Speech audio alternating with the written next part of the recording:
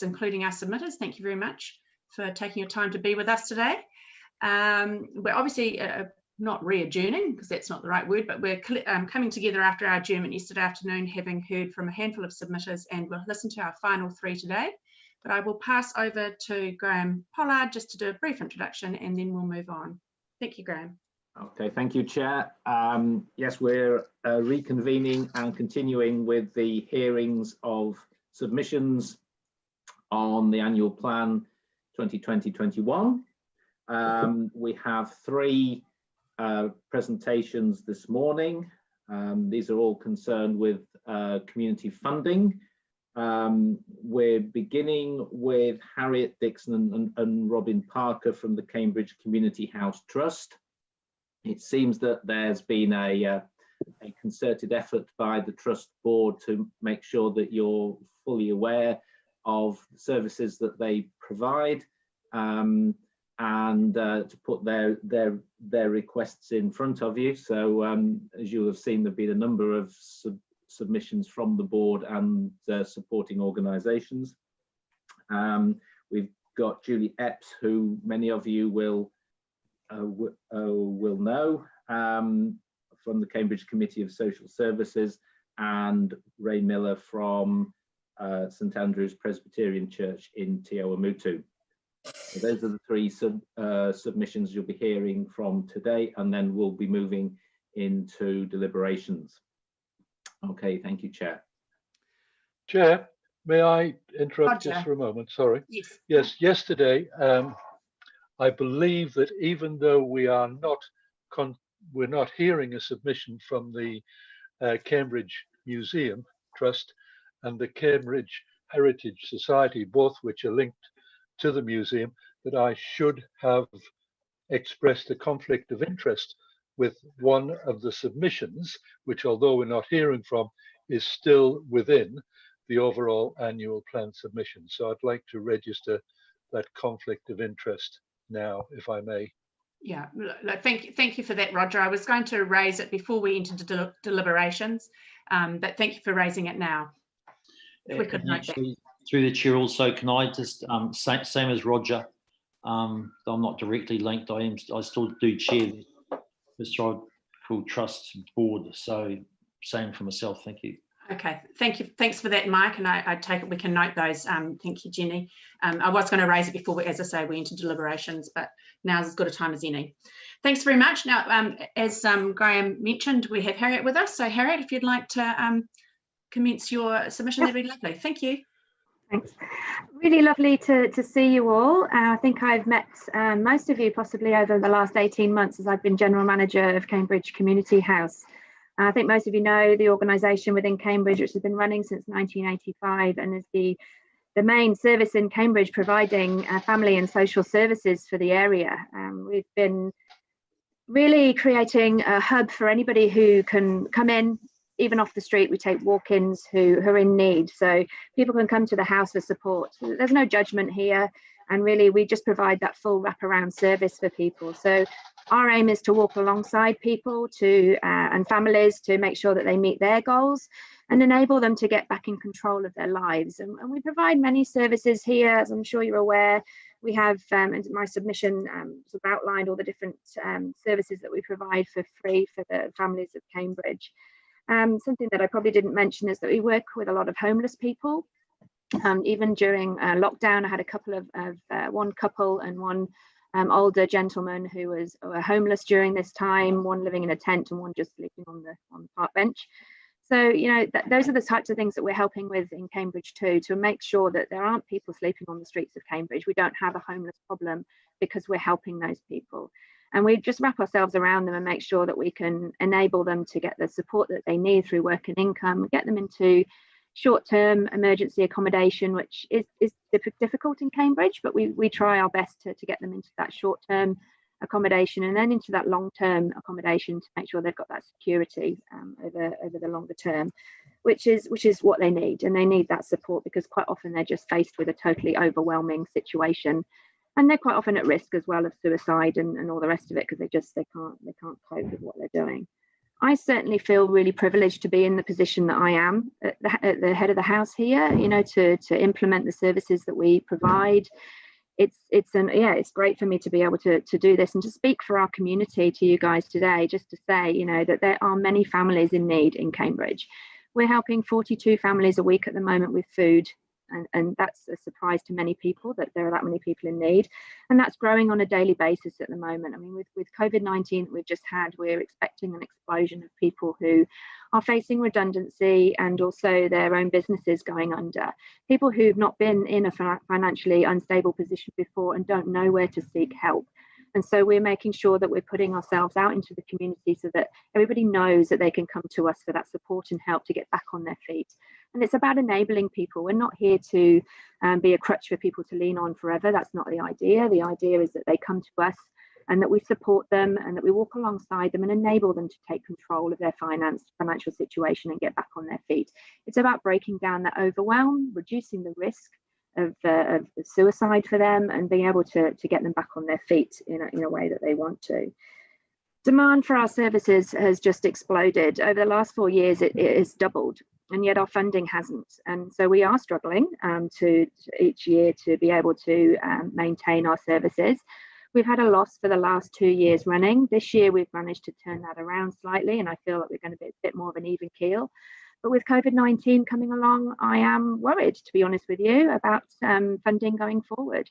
A lot of our regular funders at the moment are not funding anybody. We've had lots of conversations over the last couple of months with my regular funders who I've got really good relationships with, and no, they've closed their books. They're not taking anybody on for funding at the moment, and that includes our local organisations like the Rotary and Lions, who have been great supporters of us.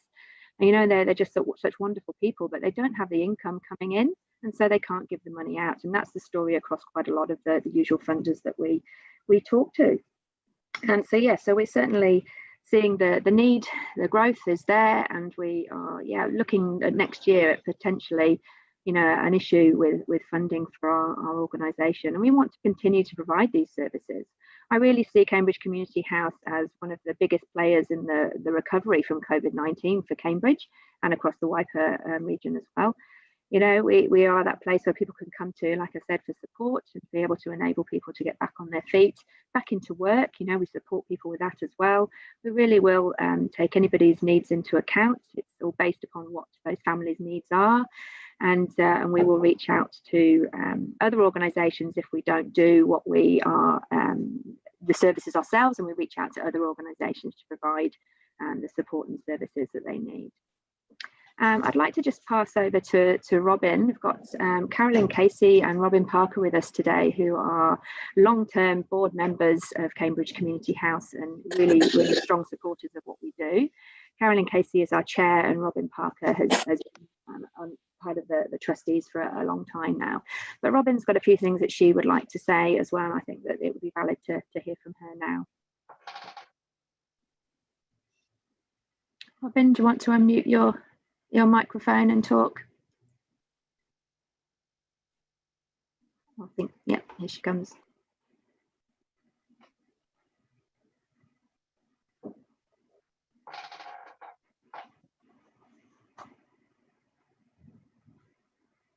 It's gone back. That's better. I was going to say it's gone back onto me. Are you able to hear me? Yes. Can you hear me? Yep. Yes. You can. Oh, good morning. My name's Robin Parker, and Carolyn Casey don't know us. I just would like to add to, from a different angle. My submission itself is really focusing on a capital grant of $50,000, which is our shortfall for our expansion to our building, which we need. I would like to raise the point that we are on land that's set aside for community purposes, and you would all know Waipa District Council's purpose is to partner with the community in promoting the well-being of its people and the empowerment of the community whilst providing opportunity equally and with an efficient service. So I would like the council to include in the rationale for granting capital funding applied in the past. I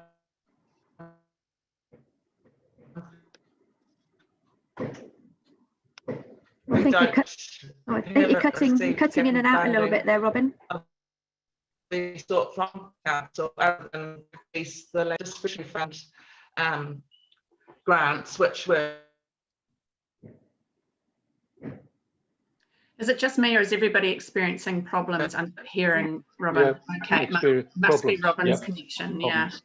Yeah. Robin, can you turn your video off, because that would help. Oh, sorry. My what? Turn your video off, because that would help with the streaming, because your bandwidth is low. Your internet connection is not very good. Oh, okay. I'm out in the country. Explains it. I think Robin's trying to talk to the fact that we are building an extension at the moment to the community house, and this has been building now since February, and it's going great guns. We've actually got the frames up, and we're looking like we're going to have a really good house come September. This has been needed because at the moment we're working out of cabins on site, which are not great because they're cold in winter and they're hot in summer. So we're doing that at the moment, and we're really lucky to have the land rented from council. It's absolutely amazing to have this position in town. People know where they are, they know where to come to. So it's wonderful from that point of view. And yeah, we are looking for funding to finish off the project. We've had an unfortunate setback where we've had an extra $50,000 added on to the cost, which is like 10% of the build cost, which is huge for us, and we just don't have funding for it. That was due to some of the firewall regulations, due to it being an external boundary around the house, even though it's on council land. So we've had to adjust the plans for that, which is fine, but it's brought about an additional cost for us. And I think we were hoping that being council land and always going to be a council building, because it's on your land, there's no chance of moving this building. It is now had concrete footings put in around the firewall, so there's no chance of moving it off the land. That it will always be a community building. I'm hoping there will always be the community house, but certainly it will always be a building for the community to use. And having the expansion there means that we can also bring we'll have space for our services, which are expanding, which is great, but we'll also have additional rooms for other community groups to come and use. So Women's Refuge have already expressed an interest in wanting to use one of our rooms to talk to women who are in crisis. And there are other organisations as well who currently don't have a presence in Cambridge because they don't have a space to be. And we're certainly really interested in collaborating with them to bring those services to Cambridge on a more permanent basis and a more regular basis by having them in the community house alongside us. So yeah, certainly looking forward to having that building space finished. But yes, unfortunately, we are a bit short on the funding side.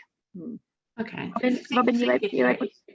Sorry, Robin, you able to talk now, or are you still having problems? I think she's still having issues. Okay, look, no, I think we. Are you able to hear? No, we can't hear you. No, look, I think, Sorry. Yeah, look, that's all right, Robin. Look, I think Harriet's covered it off pretty squarely, and your submission's pretty clear too, in respect of that request for 50,000. So thank you for that. Now, I just need to ask, are there any questions of Harriet or even Robin if we're able to connect with her? But I think that might be a bit dodgy right now. Jim. Can you hear me now? It's just cutting in and out. Cutting in and out, Robin. Oh, okay. Sorry. Am I able to present a written question later in the day? I was just wondering. I'll see what I can do here. In the meantime, Jim, have you a question for Harriet? Yeah, thanks, Susan. Harriet, Sorry, thanks for all the work that you're doing. And look, it's not really a question. It's just in terms of council's point of view, I know the facilities that you're working out of, and absolutely you need the additional space. And look, it's a huge task that you've got, and unfortunately growing with the COVID situation. So look, I totally support what you're doing. And look, from a Cambridge perspective and the wider district, we're really short on social services. Central government seem to just run a blanket ruler over the whole Waipa district and say we've got a low socio-deprivation index, therefore we don't need any help. So the only way we're going to do this is if council gets in behind you. So look, thanks for all your work, and we'll consider this along with everything else. Yeah, thanks. Thanks, Jim. Thanks, Jim. Now, Roger, did you have a question or a comment? Yeah, I have a question, but first of all, I'd just like to support the work that you do. You're actually on the ground there and you're making a difference in Cambridge. So thank you very much for the services that you provide to our community. You mentioned that some of your traditional funding sources had actually dried up. I'm a member of Rotary, so I know that we're just not having our major funding projects. Give us an indication of your operational funding from those sources. How much are you missing out on this year? Yeah, we would have expected Race to Race funds, the event that was planned for March or April, whenever it was, to have raised around $20,000 for us.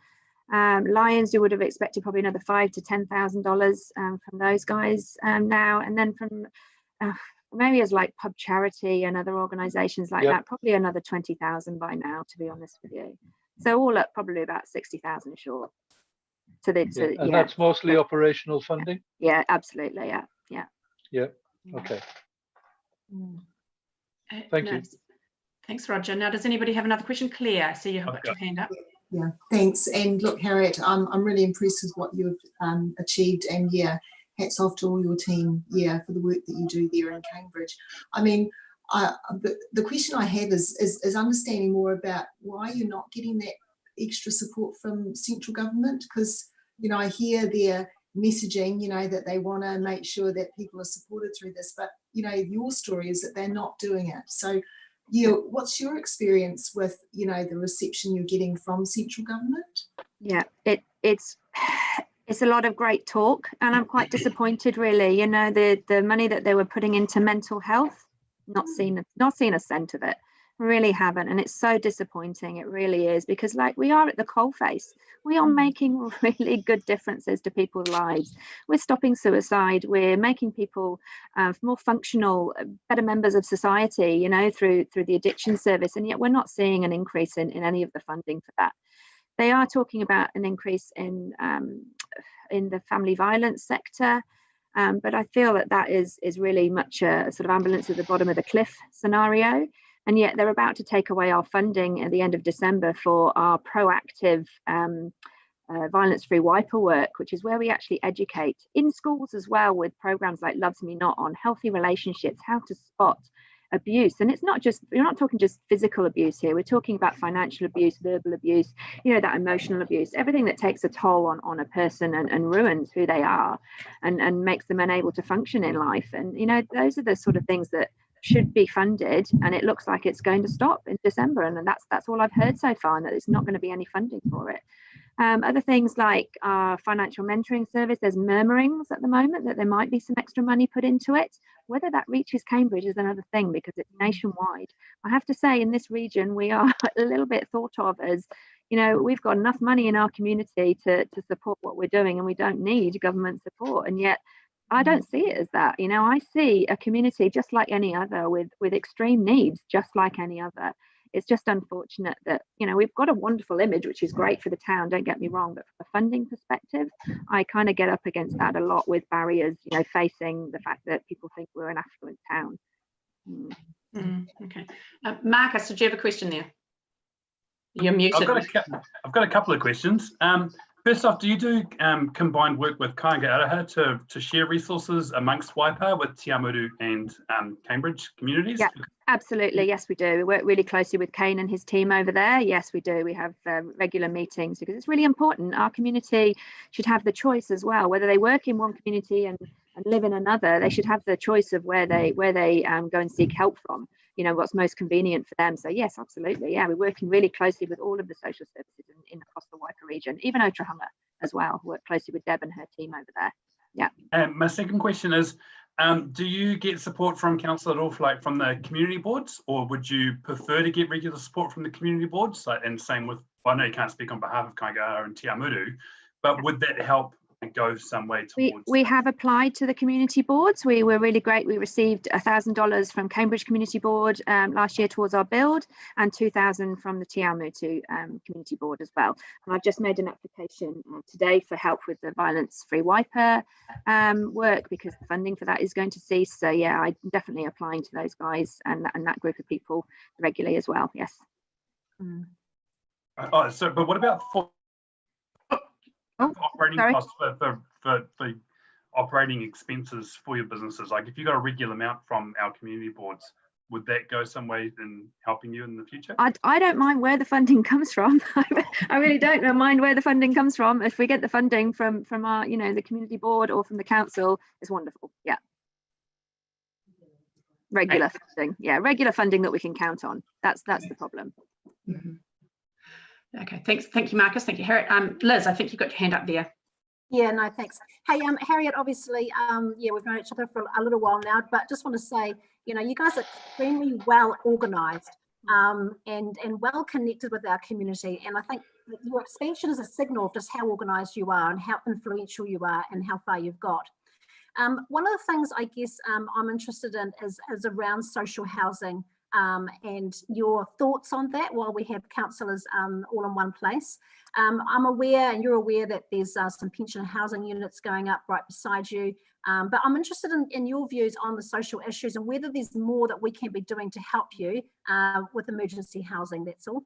Yeah, I didn't know whether to bring that up today or not. It wasn't part of my submission because operation funding and the building fund is critical for us right now. But yes, you're absolutely right. There is no emergency housing in Cambridge. It's incredibly hard to get any short-term, emergency housing for anybody.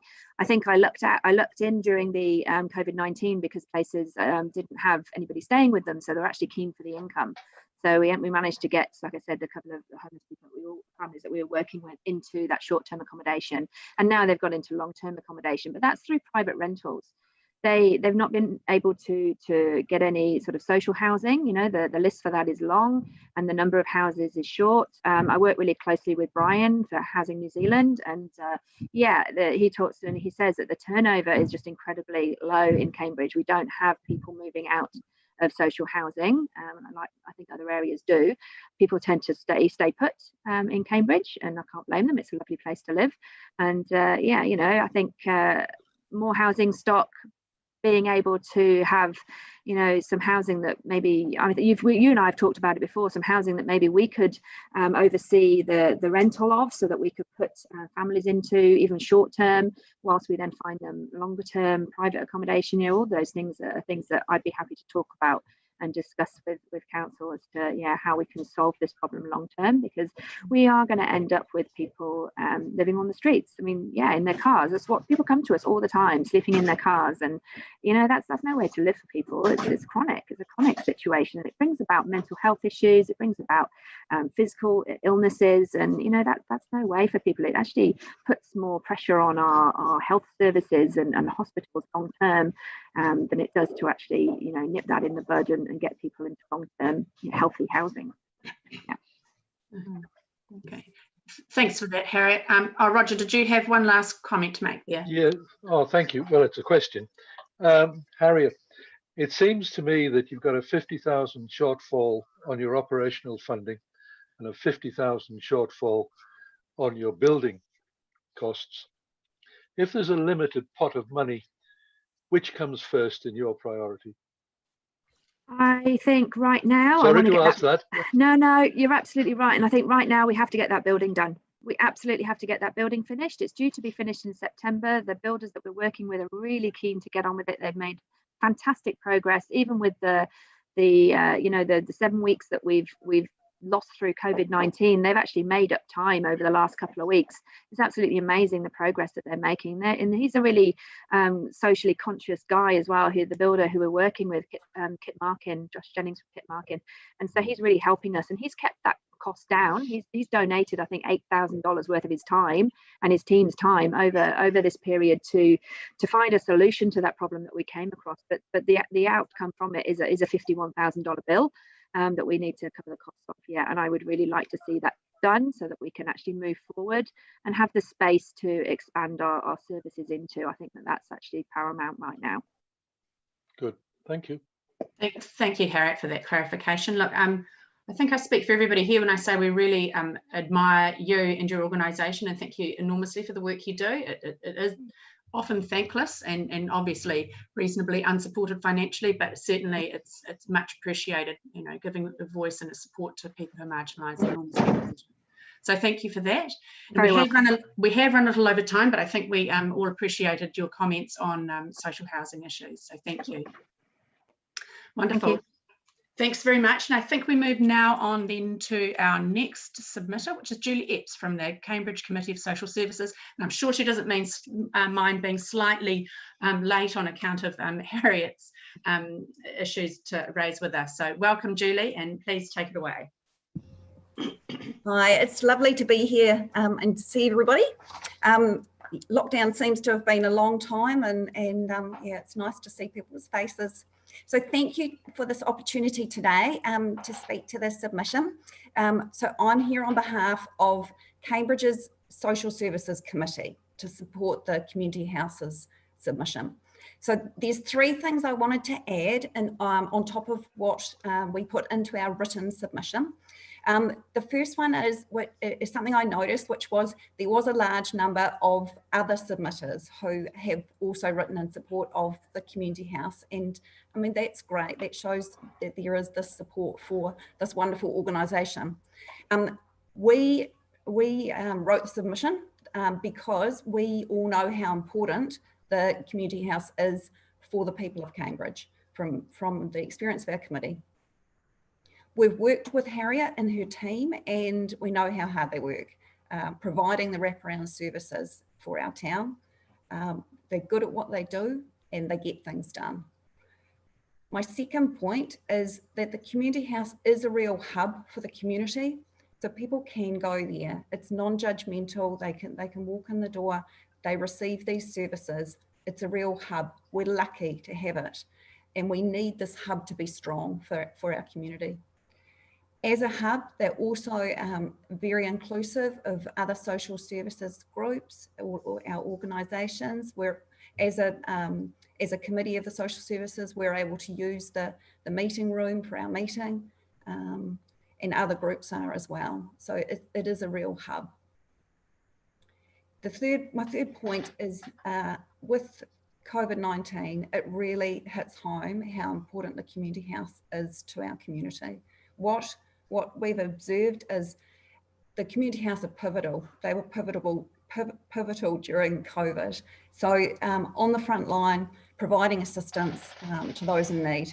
They did a huge amount of work, and a lot of it would have been unseen, doing food parcels, providing household items, organising emergency accommodation for people, and all on top of their normal services, doing the counselling, education, family violence support, the money mentoring. It's also important, and it all had to go on, although they did it out of their home offices and bedrooms and lounges.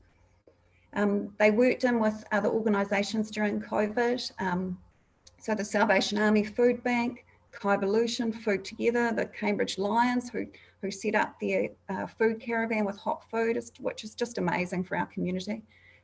Also working with Civil Defence, and I know that they reached out on social media to our community who also donated lots of stuff that was needed and as it was needed. So we've got a lot to be proud of. They were really busy. I'm not sure when Harriet found any time to sleep. So with the predicted hardship from COVID, social services and the community houses social services they provide, they're going to be in higher demand now. And it's got personal. We all know of people who have already lost their jobs due to COVID, and it's affecting each and every one of us. It could be someone in our family, a friend, a neighbour. It's affecting everyone. These hardships are going to create extra pressures in families, whether it's financial, emotional or social. And without help for these families, there's also the potential for adverse flow-on effects in our community if behaviours spill over into the wider community. People are going to need help getting back on their feet, and the community house is vital for it. I think Harriet's got one of the toughest jobs in town, and it just got tougher. So in summary, from the Social Services Committee, what we're asking Council to consider is to help resource the community house to succeed, help them to do their job of helping others for the benefit of the individuals, their families, and for all our community. So thank you for your time today. Thank you very much, Julie. That was a really well presented submission. I really appreciate it. Can I call for any questions or comments of Julie? Hazel. Yes, thanks, Susan. Harriet, lovely to meet you. And I've been listening intently to what you've had to say, and the same for Robin. What background have you got? What professional background have you got that actually we know that this is safe guidance that you're giving to everybody? And where's the point? What do you do at a point when you think, hey, this is not for us, this needs to go to a particular service, and do you refer on? Yeah. And I'm linking this to some other positions that you know that we work in. So yes, that's where I'd like to know a bit more about. All of our team, sorry Hazel, all of our team are really well trained. The fact that we have a free service doesn't mean that we have people who are just volunteers and not well, we do have some volunteers obviously, but it doesn't mean they're not qualified. Doesn't mean that they're not members of bodies that mean that their work is scrutinised, and they have peer supervision as well to make sure that their work is tip top. So we have our counsellors who are members of the New Zealand Counselling Association. Mm-hmm. They're all members of that. We have our alcohol and drug counsellor who's a DAPANS registered member. You know, and to be members of those organisations, yeah, your work is scrutinised, and you have to be a tip top, you know, in your profession. And they are all really well professionally, well trained. And they have ongoing training as well, and that's another additional cost for us as well. We have their membership costs each year, and we have their training costs each year, which, you know, they continue to do to make sure they keep up with the latest therapies, latest trends, etc. in care for people. Our financial mentors go through a rigorous set of training, which is over 7 weeks, and they it's through the FinCap organisation, which is funded by MSD, Ministry of Social Development. And financial capabilities, FinCap, and they have rigorous training again, and they also have supervision before they're allowed to see clients by themselves, and they have ongoing peer supervision. So we have a team leader who is extremely experienced in financial mentoring. She's been doing it for years and years. Obviously herself has gone through the training and still goes on regular training courses, and she oversees what they do as a step-by-step basis. We have our own policies and procedures which make sure that we are kept safe, and also that our clients are kept safe. We're all police vetted, even volunteers within our organisation are police vetted to make sure that everybody's kept safe, and that, you know, each other is safe. We're all really well trained. It's just because it's a free service. I think a lot of people probably have that perception that it's a free service, that therefore people just, you know, maybe give their time and are not well qualified. But to have the work that we do, everybody has to be really well qualified and have that supervision, like I said, and check in to make sure that their work is top. Great. Thank you for that clarification, Harriet. Yeah, thanks. Does anybody else have any questions for Julie at all? Mm-hmm. Liz, yes. Hi, Julie. Hey, one of the things I guess that maybe some of the other councillors don't know, but when I started attending your meetings, I was really surprised at the number of different groups that you're connected with, like the social services, monthly meetings that you hold actually connect a whole bunch of different community groups in Cambridge, and I didn't probably fully understand that. Can you just give us a quick rundown of those groups? Yep. So basically it is anybody who is involved in the social services. So the community house, it's the Cambridge Food Bank, which is run by the Salvation Army.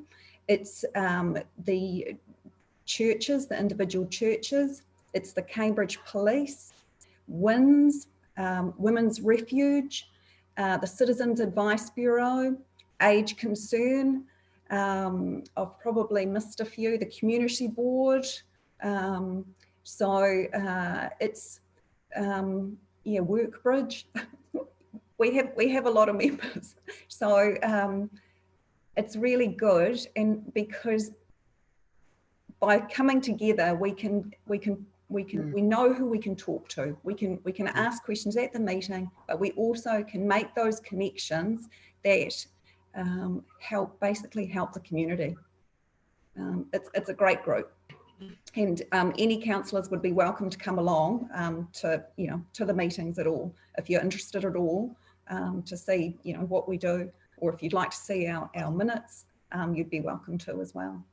Yeah, we meet monthly, and it's basically advocating, helping, supporting our social services in Cambridge. Wonderful.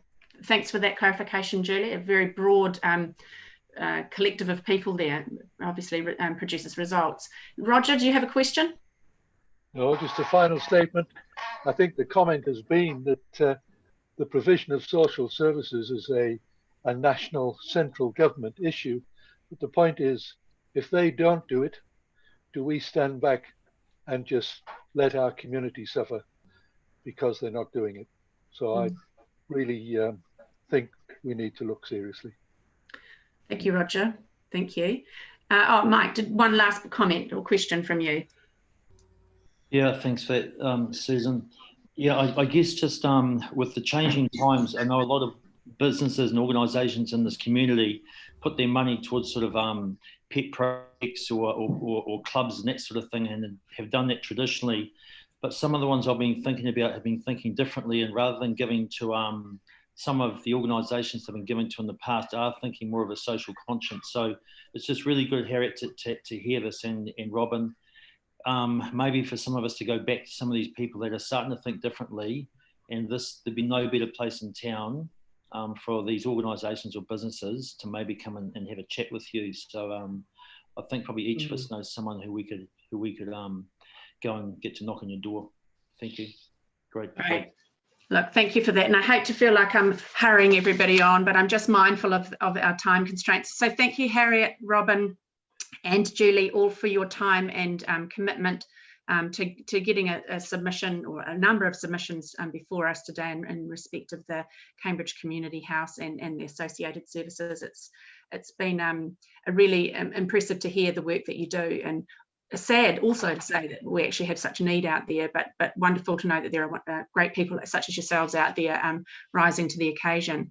So many thanks, and we'll just move on now to our final submitter for the day, Ray Milner. Tēnā koutou, kouta. Thank you for the opportunity to present in person an exciting development planned on Mutu Street by St Andrew's Church. It's a prime site on an arterial route into the town centre, an entranceway to the Tiamutu business community. This project is not about building a new church. It is multifunctional and a community-focused complex with all rooms under one roof. Before starting to design this building, we met with some members of this council, asking the questions, what does Tiamutu lack in facilities, and what would you like us to incorporate in the new building? We believe that we have listened, and as a consequence, incorporated a specific counselling room and a larger room to accommodate whānau or family counselling meetings. Also, we have elected to build a Category 3 rated building, thus strengthening community resilience by offering shelter and welfare in the event of an emergency. The construction of the complex is expected to take approximately 10 months and offers employment opportunities to local people and businesses, thus generating an economic spin-off to our local community. The project is consented and spade ready. Local businesses will be involved in the project.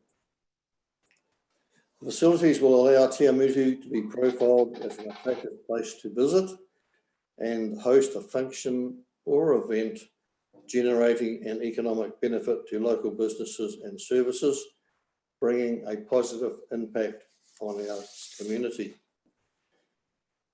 The new facility will offer much greater use by being multi-purpose, be available 7 days a week, and provide a commercial kitchen for both business hire and for use by community groups. We have consulted with iwi leaders and received positive support and encouragement from them. We have a strong level of support for the project from our current community group users and others who see this project as a benefit to the well-being, vibrancy and connectedness of communities in Te Amutu and the wider district. We have raised over $800,000, and your investment in this multi-purpose and community-focused project will signal to other major funders your commitment and support of the project. Ora tēnā koutou, tēnā koutou, tēnā koutou katoa. Thank you. Thank you very much, Ray. Yeah, quite a significant project you've got in the making there.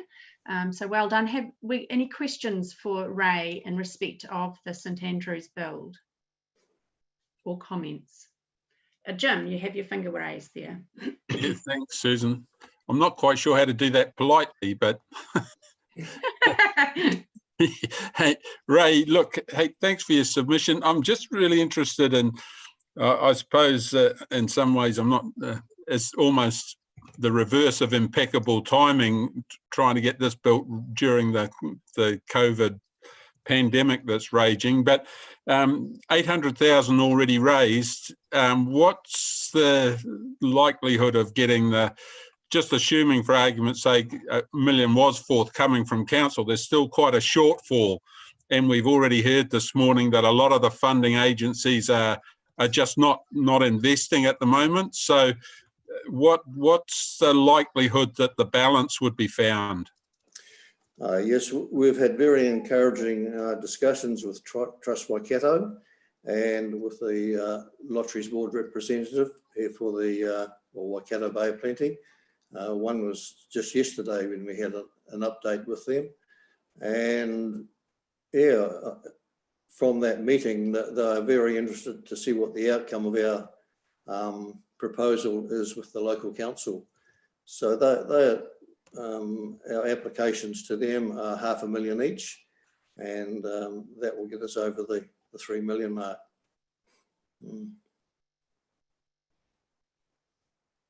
Jim, did you say something further there? Oh yeah, I just said, sorry, I'm muted, but I just said thanks. Yeah, yeah. Okay, great. Look, I have a question here. Unfortunately, Poto Davies is unable to, she's having technical issues as well. She's our iwi representative, and she has a question for you, Ray. She asks, will bar facilities be provided? No. No, okay, great. I think that clears that one up for her. Thank you for that. Does anybody else have any questions?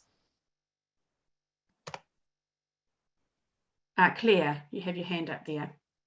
Yeah, thanks. It's more of a comment though. I just wanted to say, Ray, that it's a really well prepared proposal. You've obviously put in a lot of work in checking what was needed in our community and taking that multifunctional view and trying to make sure that what is built will actually really lift, I suppose, the social wellbeing and cultural wellbeing of our area. So I just wanted to say thanks to the team for putting in all of that sort of groundwork to come up with this kind of proposal. Thanks. Thank you. Right. Does anybody else have anything for Ray any further? Hazel. Yes, thanks. Ray, great to hear you again. You know that that I have a great interest in the social services, and could you envisage your building as as a meeting place for the social services. I think what we need in Te Awamutu is a one connecting place that we've got our health and welfare committee, but it's maybe it goes in sometimes and maybe it doesn't. We want something a bit more positive, and I've been looking for that for quite some years now, as to how we could actually pull all of our social services together and sing from the same hymn sheet for the whole town and our surrounding districts. Could you see that building as perhaps providing that, so there would be a permanent resident, someone permanent there from the social services who could take in all that information and also give that service to Te Awamutu? Well, yes, we're open to discussions, Hazel, to what you have in mind, and perhaps I'd need to talk to you further, just so that some idea of the space that you require and the timing. Well, sorry, not so much in timing, but the usage during the week. But yeah, we're open to ideas. And okay, thank you. What your thoughts are. Thank you. Okay, Mike, you have your hand up there, and then Liz. So Ray, is just picking up on Jim's comment, is your feeling that if the council was in a position to give a sizable amount, that the two trusts that you mentioned would come in with the $500,000 each? Is that your sort of feeling? That's the feeling I have, and I guess I'd go to a further extent. I'd be quite disappointed if they didn't come, with a significant amount towards the project, if the council was supporting it. Thank you. Hi, Ray. I'm presuming that the building we see behind you on the TV screen is the proposed building. Is that right? Yes, Liz. Very impressive building. Yes. Hey, I guess this is a tough time. In terms of timing, it probably couldn't have gone worse for you in some ways. I've been involved in a few of these projects, and all I can say, and just want to sort of lend a hand and say to you, don't give up. This is always a long road. The funders, you're doing all the right things, ticking each one, off as you can, and yeah, just don't give up. I mean, I think this particular facility will be a huge asset to Te Awamutu. It's much needed and a great location for it as well. So don't hesitate to reach out to us. When you do hit those sort of slumps, because it can be tough going. That's for sure. Yep. Thank you. Thank you, Liz. Wise words. Has anybody else got any questions or comments for Ray in respect of his project? No, it looks like we're all questioned out. Look, thank you very much, Ray, for your time and for the efforts that your parish has pulled together in trying to establish a pretty impressive facility in Te Awamutu. As Liz mentioned, it's not easy, but you're obviously got a bunch of good minds there, and you've got a pretty impressive project in the works. So thank you very much, and best of luck. Yeah, thank you very much. Right. Thank you. Bye. Right. Now, you're welcome to stay, but if you like, you can go off on your merry way, as with the other submitters. We now move, I believe, into the deliberations phase of today's hearings. Just a couple of housekeeping matters. I don't know whether Graham wanted to tidy them off or whether I should, but firstly, we'll revisit the issues of potential conflicts of interest, which I think we tidied away Roger and Mike Pettit's one at the beginning of this session, but it's in relation to any other submissions that we received that we didn't hear in person. I'm not aware of there being any, but just thought I'd throw it out there. Oh, Phil, you've got your hand up. Yeah, just the Cambridge Neighbourhood Watch, the Safer Community Trust. I'm on that board as well. Okay, if we can note those, Jenny, if that's at all possible. Okay, nobody else having any other conflicts? That's great. Listen, I thought procedurally, in terms of how we would deal with these submissions today, that rather than dealing with them in a chronological order, after discussion with the governance team, we decided it was probably best and more logical and efficient use of our time if we dealt with them by topic. And And so as such, I'm kind of hoping we can all agree on working off Appendix 3, which relates, which groups all of our submissions by topic. And in this way, Graham's been able to indicate to the relative executive members and staff members for those subjects or issues to be here to help us in our deliberations should we need them. So I'm assuming everybody's comfortable with that approach. Graham, waving your arm around. Yeah, just in terms of order that you might want to take these categories, I did try and put some kind of logical sequence into the ordering of them, but I noticed I put fees and charges right at the end, which is actually a financial one, and the other financial bits I put right at the top. So you might want to consider moving the fees and charges up. I see that Tony Quickfall is here, and he answered some of the questions that one of the submitters had yesterday, and he may well have some more information on that. So that might be an opportunity to move that one further up. That is logical. That's a logical. I did have a little asterisk next to that one. I'm flexible in whichever ones we deal with first and second, but it makes sense to have those financial matters all grouped together. If everybody's comfortable with that, I think that's probably a good way forward. One other issue to raise is that a suggestion has been made that we may wish to defer any decision making on those with a financial component until we've seen the revised annual plan and have fully considered all the issues raised by submitters in the wider context. So that means delaying any decisions on those financial components until the 9th of June meeting. That's my understanding as a suggestion that has been made. Are we comfortable with that process and squaring away with the non-financial issues today and delay until we have a clearer picture around those revised annual plan financial components early next month? Roger. That seems logical. No, I'm just saying that's a logical approach. Yep. Yeah, good approach. Yep. Yeah, we're all happy with that. Great. All right then. Those are my housekeeping issues to attend to. I think we've squared away everything, have we, Graham? And you're over there, the one now. I think so, yes. Just another note that you will probably have noticed looking at Appendix 3 that I had also ordered them by the bigger categories first. So those were the ones that had the most submission points.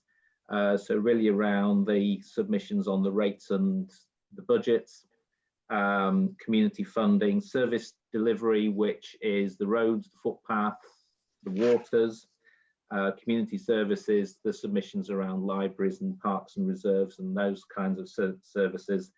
And then we're into those that only have, I think, off the top of my head, 3 or 4, maybe 5 points each. So, and those are probably fairly similar points as well. So the quickest ones to get out of the way are probably at the bottom of the list. The biggies are the ones at the top. Okay, all right. So would it be a better use of everybody's time? I'm thinking here of staff as well, to perhaps square away the easier, smaller issues first and deal with the gruntier, larger, more contentious issues later, or would you prefer it the other way around? I'm easy. I'll be led by what the committee would prefer in that respect. Anybody have an opinion on that? Just happy with your suggestion, Susan. Just get the easy ones out the way. And okay, Liz, did you have a comment? I was just going to say, as long as we can find it easily in our Appendix 3, I don't want to be jumping all over the place trying to find the right page. That's all. Yeah, it's really tricky, because unfortunately, Zoom meetings aren't particularly helpful when it comes to hearings. I've actually got 3 screens going now. Yesterday I only had 2. So yeah. Hazel? No, I'm just saying I find it really, really difficult to jump all over the place. But I think the order that you've sorted out is quite acceptable. If my memory's working right, I can actually remember what I've read and what's been said. Great.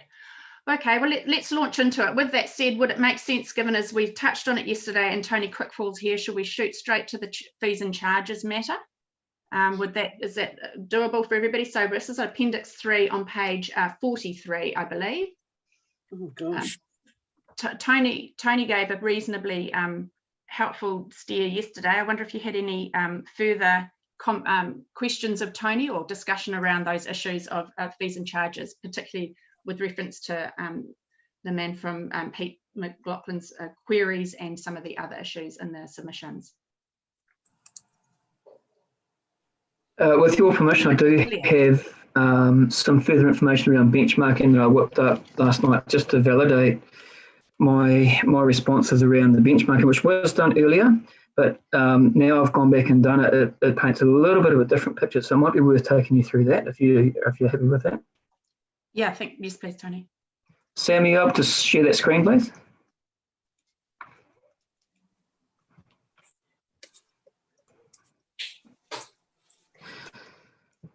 Okay, so I'll just take you through this. So what we've got here is, I'll take you through it in the order that probably is the best way to explain it. So the column's labelled 1. That shows the YPAR fees and charges for the staff rates for 1920, so that's the current year, and 2021, which is what you're considering. The columns labelled 2 are comparable councils in the Waikato region, but also I've looked at Western Bay of Plenty, which is comparable in size, and also Tauranga City, just to compare that with Hamilton City. So this, as I said, this benchmarking was done early on when we went through the fees and charges review. I don't think it was done towards the end. I think what might have happened is some of the figures that we put forward might have changed a little bit. So that's number 1. Number 2, what I've then done under the columns labelled 3, so the first column on the left there is an averaging of all the councils. Oh, sorry, if you go back to columns 2, the problem I had in doing this was that Waikato and Taupo had their fees and charges publicly available for 2021 already. The other councils still have them shown as 1920, so they've got mixed years. So if you go back to columns 3, what I did first is averaged across all the councils. Then I made an assumption that for those councils that have not determined their 2021 fees and charges, I've assumed a 2% inflation rate there. Now it might be 1, might be 2, might be less, might be more, but just for purposes of comparison, that assumption is made. So column 4, I then went through the last consultants because we heard that I guess there was a query around how we compare with the private sector. I looked at 3 consultants in the Waipā district, predominantly surveying companies that had planners and engineers, and also looked at 2 in Hamilton because we are part of the Hamilton catchment. We are the highest growth council in the Waikato region. And I thought it was important just to provide that comparison with Hamilton because they do service this district as well. And so there's a range in there that you'll see. So what I thought might be most useful would be to look at our 2021 revised rates and compare with an average across all councils, including a 2% for inflation. So it's the green columns. If you work your way down those, there are some disparities. Overall, we do appear to be slightly higher than the average of all councils. But the point I make there is that the 1920 current fees and charges are also slightly higher. So you can work your way through those. The other part of the, I guess, puzzle is what is our target in terms of recovering fees and charges and how are we tracking? So if you go to the bottom of the spreadsheet, under the long-term plan financial policy, and this is what I was talking about yesterday, our underlying financial policy hasn't changed. So all we're looking at is the rates. So our current LTP financial policy says that for resource management, the target is to recover 45 to 70% of costs through fees and charges. For development and engineering, the target is 30 to 50%. I then did an analysis of year to March, which is the most recent report I could find, and the year-to-date actuals, we're tracking around 50% recovery for resource management and 37% recovery for development engineering. So the picture this tells is that while this year's fees and charges may be slightly higher than the average of all councils, our recovery is not at the high side. So we're actually recovering at the low end of what our target is. What that says to me is that we can tell the story that our rates are reasonable and fair, and that's the test that the RMA requires, or accurate and reasonable. Actual and reasonable. And I think if you look at our target for recovery and our actual recovery rates, we're not making a profit or a big surplus on that. So I think you can have a level of comfort that our rates, even though they may appear slightly higher, are not putting us into a big financial surplus situation. So that's all the information on the page. I'm happy if you want to work through it or look at it or deliberate on it later, but I thought it would be useful to have that to inform the discussion. Mm. Yeah, look, thanks for that, Tony. Does anybody have a question or query of Tony in respect of that chart in particular? Claire. Thanks very much, Tony. It's great to get that chart, which, we didn't have that when we were reading the submissions. You use the term slightly higher for Waipa compared to the rest, but actually some of them are $20 an hour higher, which I think seems excessive to me.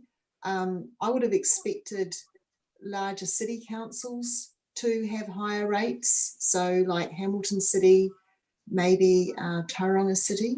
Yeah, so we're higher than them significantly when you think about the hourly rate. And so I appreciate you going into the LTP policy and the recoveries. And so my question is, are we seeking to recover too many indirect costs? Because I think this was covered in the submission from Conswells that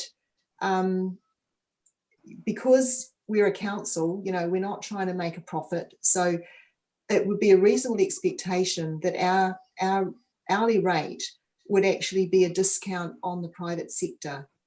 Okay, now the only way that we wouldn't be having a discount is if we are trying to recover our overheads as well, and a larger proportion of our overheads than a private company. And so I'd appreciate a bit more analysis on that, or I suppose a full analysis on the financial policy and whether or not we're including more indirect costs than perhaps might not be anticipated through the RMA. I haven't got those figures at me, but what I can say is under our fees and charges policy, we're entitled to claim for any actual and reasonable costs incurred for the direct costs. All the invoices that go out, we do use a timesheet system. So anyone who's tracking costs against consents that come in, and that applies to development engineering as well, they use a timesheet system. We've got a process in place where they are checked before they go out. And I've got a high level of confidence that we're not claiming what we're not entitled to. And in fact, often, as I indicated, we make a bit of a judgment call, and often we do discount the actual hours because we take a reasonableness test as well. Graham, you've got a question there. Oh, sorry. Did you have any further to ask, Claire, on that? Well, I was going to say, I appreciate the comments about that you do make a call, on what's reasonable and fair. That part of the submission, though, was that the hours that are being charged do seem to be excessive as well for straightforward consents. I think they gave examples, of 7 or 9 hours or something for something that they would have expected as be pretty straightforward for an engineer. And so, I guess I'd like a bit more investigation in that too. Yep. So that may have been relating to 2 or 3 particular invoices that we had discussed with Cogswells. And there was one instance that we had to go back to the consultant who was processing to ask them to reduce their fees. We negotiated that and we reviewed our invoices. So while there were 1 or 2 exceptions, I'm quite confident that our invoicing process takes into account the actual hours that we would normally expect as well. Okay, yeah, so you've looked into those instances. Yeah. Okay, all right, well, thanks very much. Thanks for that. Now, Graham, did you have your hand Yeah, up? thanks. So, yeah, Tony, the bottom figures on your recovery, if you look into it, probably indicate that you could well be doing the consents for less time, because you're not excessively recovering charges. You're in the middle to low, if you know what I mean. So it might be a slightly higher hour, but it'd be interesting to know what that average is compared with some other parameters in the other councils. That's all.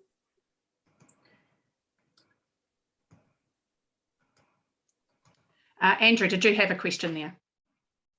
Yeah, well, not so much a question. Look, this is a legitimate query from an interested ratepayer, but it's our council staff have just told us that they're comfortable that they're applying the rules they're allowed to recover charges, and we need to understand that, of course, the more fees that are recovered, the less rates we have to charge our ratepayers. So there's always that balance, and our rates are going to be coming up for the whole process comes up for review in the natural order of things. And yeah, I think we just need to say this is noted. It's going to be looked at in the due course. Any exceptions are dealt with as they come up, as Tony's just explained, and let's move on. Yep. Okay. Yeah. Ken, you're waving your hand around there. You're muted, Ken. Yes, sorry, I was just going to say that probably right now in year 3 of an LTP is probably not the best time of looking at this. So we're obviously over the next year or so we are putting together an LTP. As part of that process, we review our revenue and finance policy. So those figures at the bottom of the screen with the bandings of where we wanted our fees and charges to sit. We'll obviously review that in the next year as we lead into the LTP. Usually when we do that, in fact always when we do that in this sort of area, we compare our fee recovery bandings against that of our peers. Okay, so against neighbouring councils. So we'll make sure that we do that. Also, in the lead up to an LTP, we actually review our overhead models, because there have been some comments in terms of what overheads are we recovering. That will be a key focus in the next year as well as we pull together an LTP. So I would suggest. I mean, it's the first time I've seen those figures that Tony's just presented, but to me they didn't look really out of kilter. Yes, I appreciate they did look a little bit higher than some of our peers, but I'd just say there's quite a few considerations there. They don't look wildly out, and we will quite naturally review those things over the next year anyway. Great, thanks for that, Ken. Gary, you're waving your hand around there. Yeah, thank you, Madam Chair.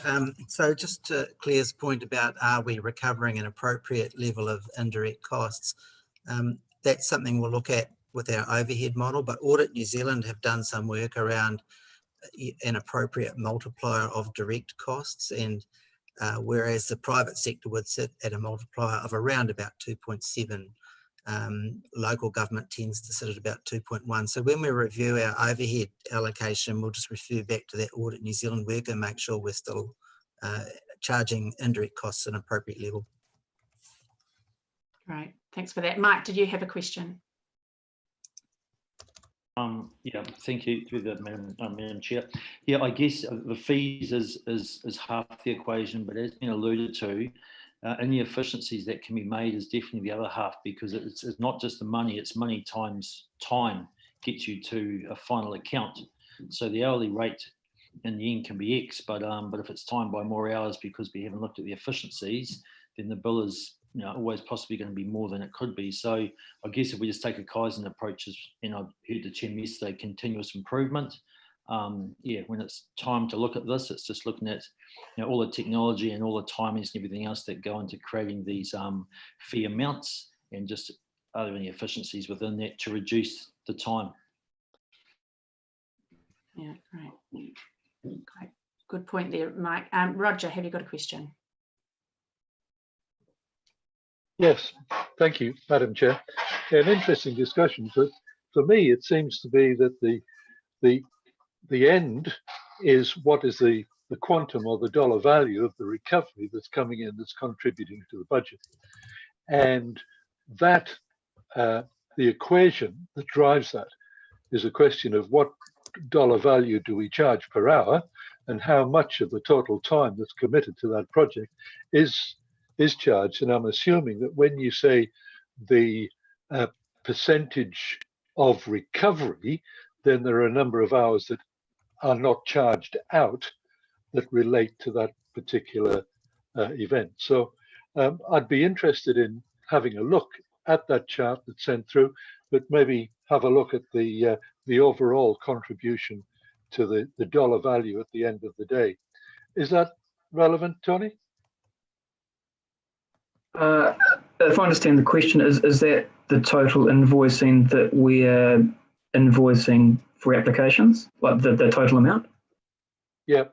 It is valid, and I'm picking up on Councillor Pettit's query or comment too around time as the other factor. So we have had a couple of instances, I guess, bedding in with some new staff and new consultants that I've alluded to with Cogswell, where they challenged a couple of invoices, so we worked that through with them. We could do that, but it would need to be on almost an individual application basis. And the reason for that is all applications are different. The complexity of applications ranges widely. And the other comment probably to make is too that our efficiency is dependent on the information we receive from the applicants themselves and their consultants and the quality of that advice. What I can say is that we've had one submission from one submitter which has raised valid questions. But to me, if there was a systemic issue around our rates, we would have had multiple submissions from multiple consultants. So often we're in a situation where we as staff have to spend more time because we have to ask more information in order to make an informed decision on the applications. So, sorry, it's a long answer. Yes, we could provide some analysis of that, but it would need to be almost down to an application level and to explain the complexity of each application as well. Yep, appreciate that. Yep, okay, thank you. Just perhaps I can just follow on from Tony. In regard to total cost of running a planning department, for example, you're just not going to recover the total cost, operating cost of that team. There are a lot of public good components associated with running the team. There's counter inquiries, there might be processing applications for MEIT or other clubs that we just don't charge for, or there might be fixed charges that we don't recover the balance cost of, such as might be in protected trees or heritage buildings or the like. So I just make the point that that's why Ken's referring to the funding policy, why it's relatively low in the planning area, say, compared to the building consent area, where the majority of costs are simply processing applications or doing inspections, where you can recover a majority of time. So, thank you. Great. Okay, I think I've got, let me just shrink this down so I can see everybody. And no other questions there of Tony in respect of those specific queries raised by Cogswell? Great. Well, you'll see in your submissions that those questions or issues related to submitter number 11. So perhaps if we go to the beginning of the fees and charges, and remembering, of course, we're not going to be making any decisions today around these as they are financial matters. We'll defer our decision making until the 9th rather.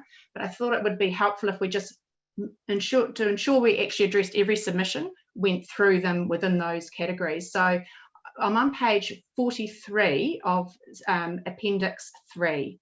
And it's entitled Fees and Charges.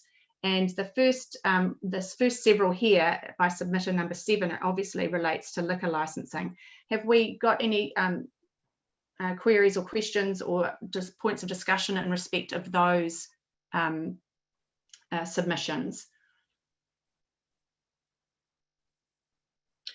Susan, I mean, look, I'm really happy with the staff comments. They've given a good explanation as to whether it's possible to reduce the fees or why it's not viable.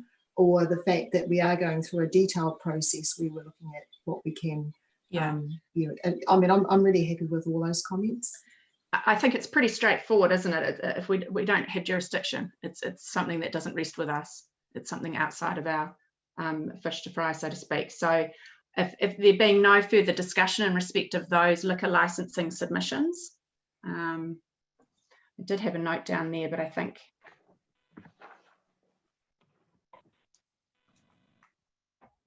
I had actually a question on 7.4. The staff comment says fees under the Sale and Supply of Alcohol Act 2012 are set by regulation, not by council. To date, there have been indication from central government. Is that, are we missing a word there? Should it be there has been no indication, or there have been indications? I wasn't quite sure of the sense of that. Yes, Chair, I think you're quite correct there. There does appear to be the word no missing. I think we can just confirm that with Carl, but I'm pretty sure that we've missed a word out there. Yeah, cool. I guessed as much, but I thought I'd just clarify because it's a reasonably important no. Yep, that's correct. Great. Thanks, Carl. Thank you for that. No questions of Carl, obviously, in respect to this matter, and we can move on. No questions. Great. Pottle Davies has a question. Oh, Pottle does? Actually, I don't. Sam, if I raise my hand, if I text you and raise my hand, that means I want to speak, but I don't at the moment. Thank you. Okay. Thanks, Pottle. Okay, so that on the basis we're comfortable with those recommendations there, we'll move on to the next submission point for discussion, which is adopting the comments. The submission, if you like, can be summarised by indicating that there was a suggestion that we adopt aspects of the Hamilton City Council's 12-point recovery plan. There seems to have been a response there that seems, to my mind, to be reasonably comprehensive. Has anybody got anything they want to discuss on that? No, we're fine with that one. I better just tick these off as we go through. The next one may have more discussion in reference to deferring proposed development contribution fee increases. There is a staff comment there suggesting that council will look at different development contribution funding models in the up and coming 2021 review of the DC policy. So I think that gives some hope perhaps there for the submitter.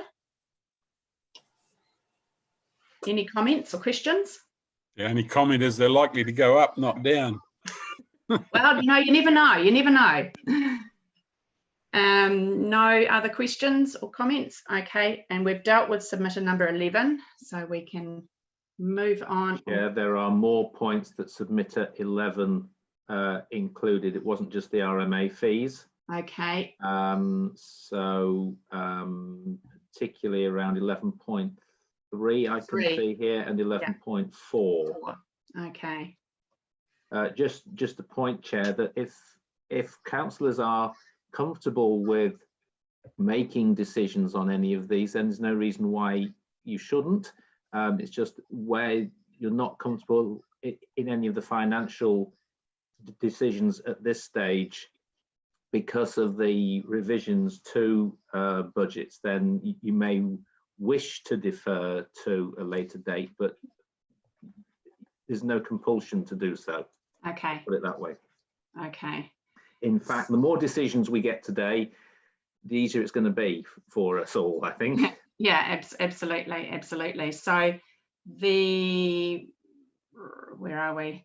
The liquor licensing matters. Sorry, I'm just trying to get my computer going properly. It's just decided to go crazy on me.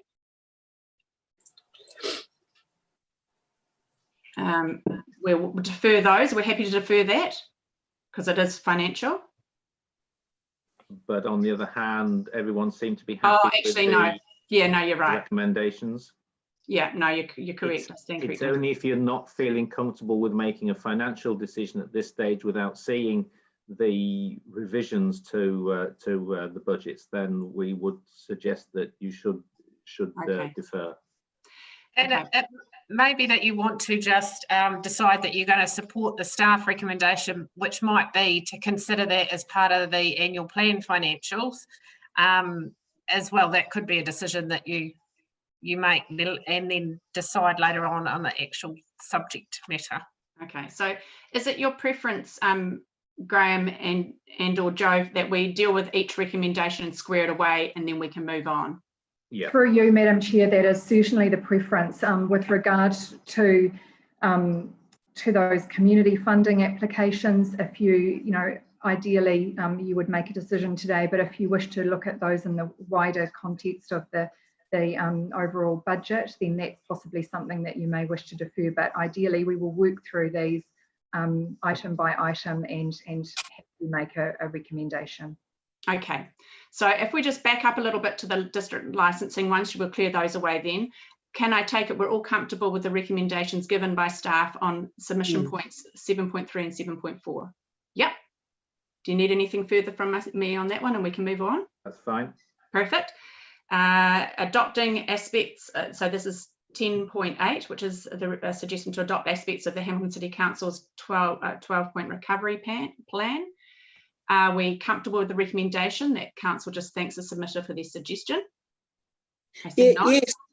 Yes, I'm comfortable because I seem to recollect somewhere through this looking at the Waikato Regional Recovery Plan, and somehow the Waipart Recovery Plan is somewhere within all of that. And so, you know, why do we need to be going into let's just work with what's happening? I don't know, others may have a different opinion.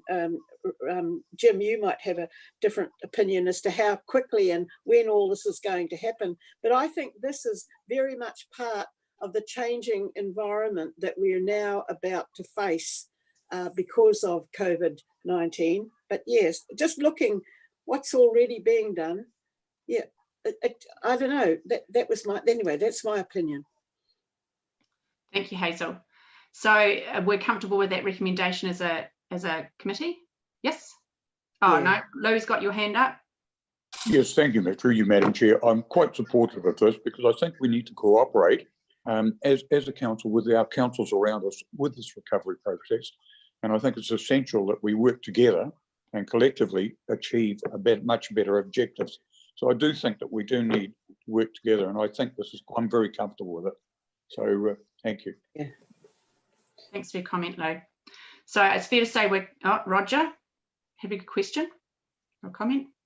Just a question. I'm not too sure I've seen the 12-point Hamilton City Recovery Plan. Debbie has it. I can email it out to you if you want it. Thank you. Jim? Susan, yeah, just on that 12-point plan, and I agree with Lou's comments that we've obviously got to work together, but and I haven't got it in front of me now, but I did read it, but my recollection is that there was quite a lot of social giving away funds, etc., in that 12-point plan that we may not well want to go along with. And whilst I support the concept of working together, we've got to sort this problem out regionally and nationally probably, but I think just acknowledging that we've taken account of it, but we're not necessarily just going to blindly follow what the city says. Yeah, exactly. Agreed. Yep, agreed. Okay, right, well, we're comfortable by and large with that recommendation. Moving on to the next point of submission, which is 10.9, relating to the development contribution. I think we can agree that that is a financial matter which probably best to defer until the 9th of June. So we'll defer that one. I'll just write that on my page, otherwise I will get completely lost. So then that moves us into the Cogswell submissions, which is 11.1. We've addressed that, is that correct?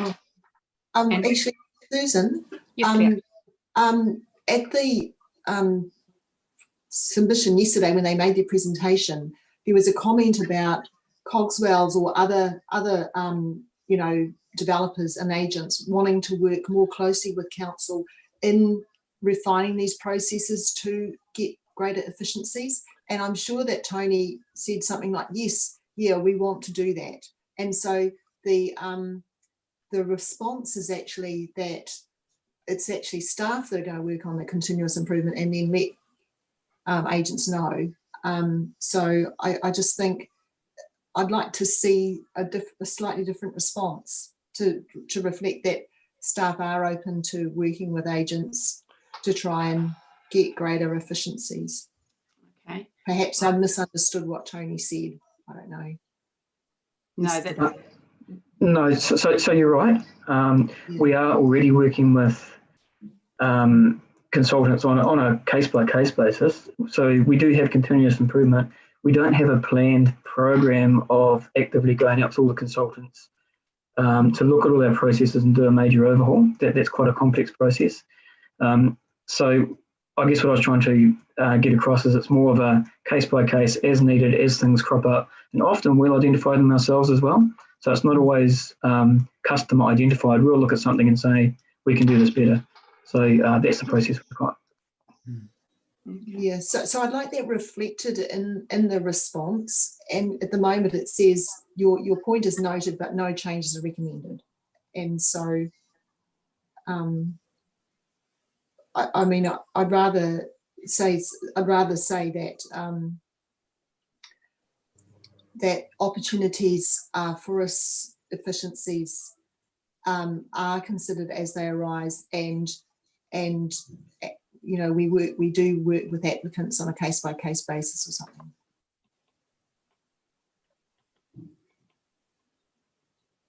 Yeah, look, I think that would better reflect the discussions that were had, and certainly the staff position, I would think, Tony. So, Graham, are you in the position of rewording that, or is Jenny, or? I think Jenny's or Sam are working on this. If they can confirm, that'd be good. Oh. Yeah, we are, both of us. Excellent. Okay. Fantastic.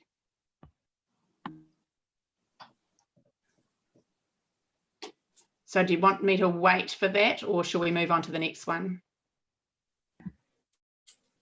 What we could do, we've got a table and we're populating that with where you're supporting the submission, and we'll put any comments to the side. So if you want to, at the end of the fees and charges, if we just share the screen, just to kind of wrap that up and just confirm where everyone's at, if that works. That would be good. Yeah, that's great. Thanks, Joe. Okay, well, that being the case, we'll move on to the next one we discussed, obviously fairly comprehensively. Again, it touches on financial matters. I'm assuming we'll be in a position where we'd rather defer any clear decision making on that request until the 9th.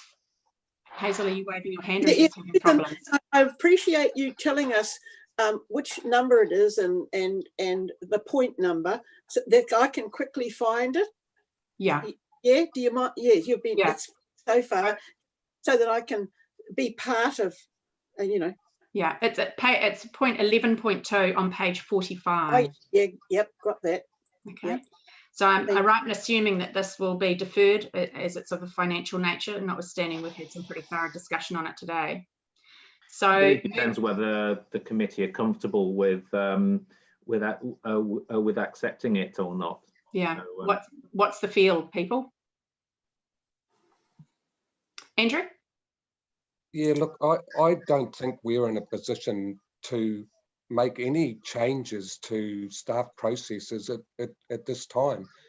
Yes, we can commit to review in the appropriate times, but we just can't say we're going to cut DCs or we're going to you know, reduce fees and charges willy-nilly. It doesn't make any sense. It's I think the recommendations are all quite clear.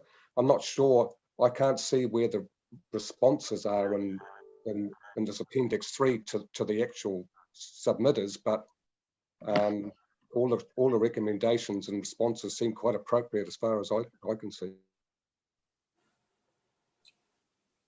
Susan? Yeah. What I'd like to see reflected in the response is that we will look at reviewing them.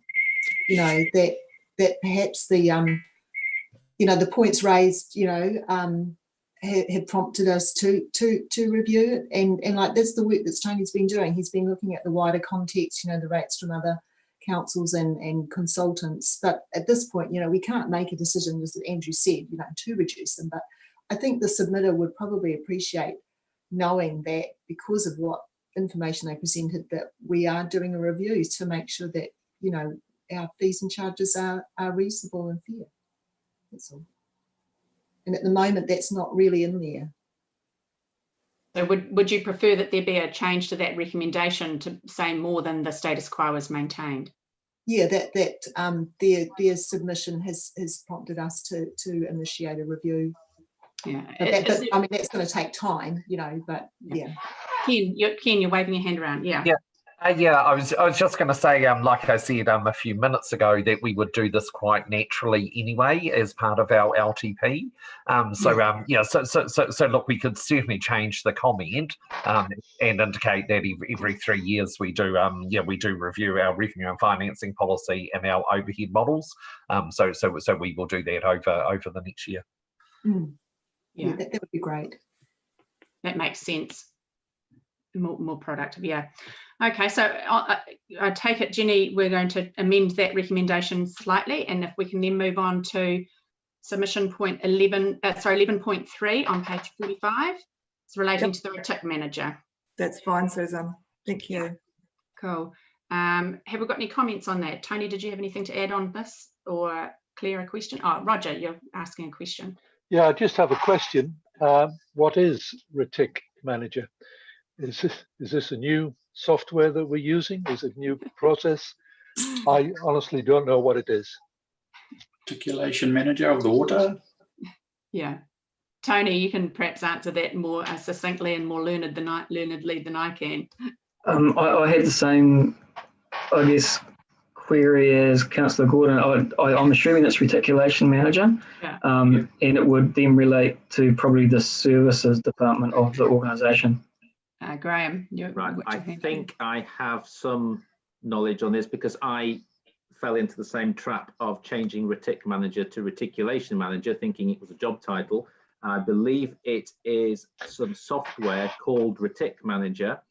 I understand it's to do with examining the status or the condition of pipe work underground. So it's part of sort of a CCTV camera inspection of pipe work to check that it's been installed properly from the inside, that it's in good quality, that it's fit for purpose. If it's going to be taken over as a council asset, we need to know that in advance, and that everything is okay with it. So that's what I understand. I can't see Martin in the meeting at the moment, Martin Mould. So that was the information that he provided to me, or that's my understanding of the information he provided to me. Let me put it that way. Thank you for that clarification, Graham. Roger. Yeah, I'd just like more information on it then, if we're going to make a decision on that. Just a little bit more about what the value is to the organisation, what the cost is. I mean, to be honest, we can't make a decision on that until we get some more information. Does anybody else have an opinion or a comment to make about that particular submission? Susan, Graham here. No, it is what it is. And before the council takes over vested assets, especially in a new subdivision, they want to know what they're taking over and they're fit for purpose and whether they've been joined correctly, they have any blockages in them, and it's fair, and the impact on council means they don't have to come back and revisit it. Okay, so Andrew, did you have something to say there? Well, yeah, it just seems like this developer's asking us to take over assets that we don't know what the quality or whatever is, and the recommendation seems entirely appropriate to me. Yeah, okay, so can I take it that there's a general agreement about that recommendation, and we're comfortable with squaring that one away this morning? Yeah? Yeah, look, happy, Susan. Yeah. Cool, okay. So that one is confirmed, and moving on then to point 11.4. This is water connection charges are inconsistent and should all be charged at the urban rate. We have some staff comments there, and the recommendation is that council thanks the submitter but considers the urban rural fee structure to be appropriate and should continue. There seem to be some nodding heads around the place. Anybody go, Liz? Yeah. I think this one's fine. I think that the you know, when we discussed it yesterday, the submission, it was largely due to the Puki Remo water scheme and the challenges that we've got there. So yeah, okay. So we're comfortable with squaring away that, confirming that recommendation? Yes, I think we are. Okay, great. Tick that one off. Trying to tick them off as I go, or I'll get highly confused. Moving on to another submitter, so 18.1. This is in respect of DCs. Does anybody have a particular position they want to express on this particular submission? We have a recommendation that the fees are accepted and staff continue to pursue the offer previously made by the submitter. It's obviously a specific issue. Yeah, Madam Chair, we've spent a lot of time on these. They're very, very critical for everybody doing subdivisions, and we benchmark with other councils, and we've had a lot of times. I'm really quite confident that what we're doing is fair and reasonable to be fair. Okay, Claire, you had yeah, look, when I read the full submission, actually it sounded like there was a bit to be desired in the process. That I think early discussions with staff had indicated likely DC levels, and then these had increased, you know, by 300% or something, and then it all depended on the catchment of the various services and things like that. And so I don't have a problem with the actual staff comments and response, but it is a signal that we have to watch the process to make sure that we're not really alienating our developers and things. I'm sure that, like the staff that I see working, you know, that I know they're completely dedicated and know what they're talking about, and that they do. But it's just, you know, this kind of submission just shows that we've got to be really careful to make sure that that sort of professional relationship that we're trying to maintain with our developers is yeah, it is protected and yeah, kept at the highest possible level, you know, in good heart. Good observation, Claire. Any other comments? Because I think I get the sense we're all comfortable with the recommendation there is appearing near the bottom of that page. Would that be right? Yeah, Madam Chair, can I just say, you know, you get a consent to do a subdivision, and the DCs at the time are what they are, but there's a lag time before that takes place. And, you know, what's been happening in the last 3 or 4 years, we've had a tremendous amount of work go on, and we have faced, everybody has faced increased charges and all sorts of things, from pipes to culverts to tarsi or whatever. And they're just a continual review, I think, and these people need to realise if they have a subdivision that's had a time lag, or they're running into a difficult non-flat or a wet area or whatever, then there'll be some variations. And I think it's hard to judge every development contribution on every site. Yeah, no, thank you for that, Graham. Gary. Thank you, Madam Chair. So the development contributions are generally linked to the structure plans that we've approved and our capital works program and our long-term plan. Now, we absolutely accept that from time to time there will be development that sit out with all of those criteria. And that's why we have those development agreements that we've structured, and Richard Bax has just arrived, where we come to an agreement on a fair and equitable payment from the developer to provide all of the infrastructure. So generally these things for the really large complex subdivisions are structured by agreement, and there's a lot of negotiation that goes on in that process. But perhaps Richard, you might want to comment further on that. Through you, Madam Chair, I think you've summed it up well, Gary. I think the particular situation we had here. I'm sorry, Richard, I can't hear. Am I the only one, or is it everybody's experience? I can't hear. I'm sorry, is that better? Oh, that's much better. Thank you, Richard. Yeah. No, I'm still a bit closer. So excuse the view. I guess what happened in this particular instance was that the developer was looking at the DCs chargeable before the 2016 policy came into place. So we're talking about quite a while back, and or 15, sorry. So that was, I think, part of the issue. But as you saw in the response here, I've offered to work with them and come up with a solution. This submission was a bit of a surprise in the face of all the discussions we'd had. So I think there might have been a bit of a side issue that triggered this rather than a direct one. So we'll continue the discussion, and as Councillor St Pierre made the point, it's really important that we have good relationships with the developers, and that's something that we encourage and work on all the time. Yeah, it's a crucial part of district growth and a successful sort of plan, isn't it? Any other comments? No. So on that basis, I assume we're comfortable with that recommendation as appearing at the bottom of that page. And then we can move on to the final submission in this section, being 30.3, which is from the Cambridge Community Board in respect of the removal of fees for books. Have we any comments and discussion on that? Claire? Yeah, like Jim made the comment when Sue Milner talked to us yesterday that she's been asking for this to happen for many years, and she makes the point that we're the only council that charges for library books like this. And I really hear what Jim is saying. Look, we can't afford to forego that revenue. However, I think we should have a transition plan or something. So we're never going to be able to come up with, you know, an extra $75,000 in one hit. But is there a way that we can put in place a plan so that over a period of years, we could move towards achieving, you know, free access to our libraries? Through you, Madam Chair, I suppose free access, and I keep banging on about free access, it just means ratepayers are paying for it. Yeah. Someone else is paying for that free access.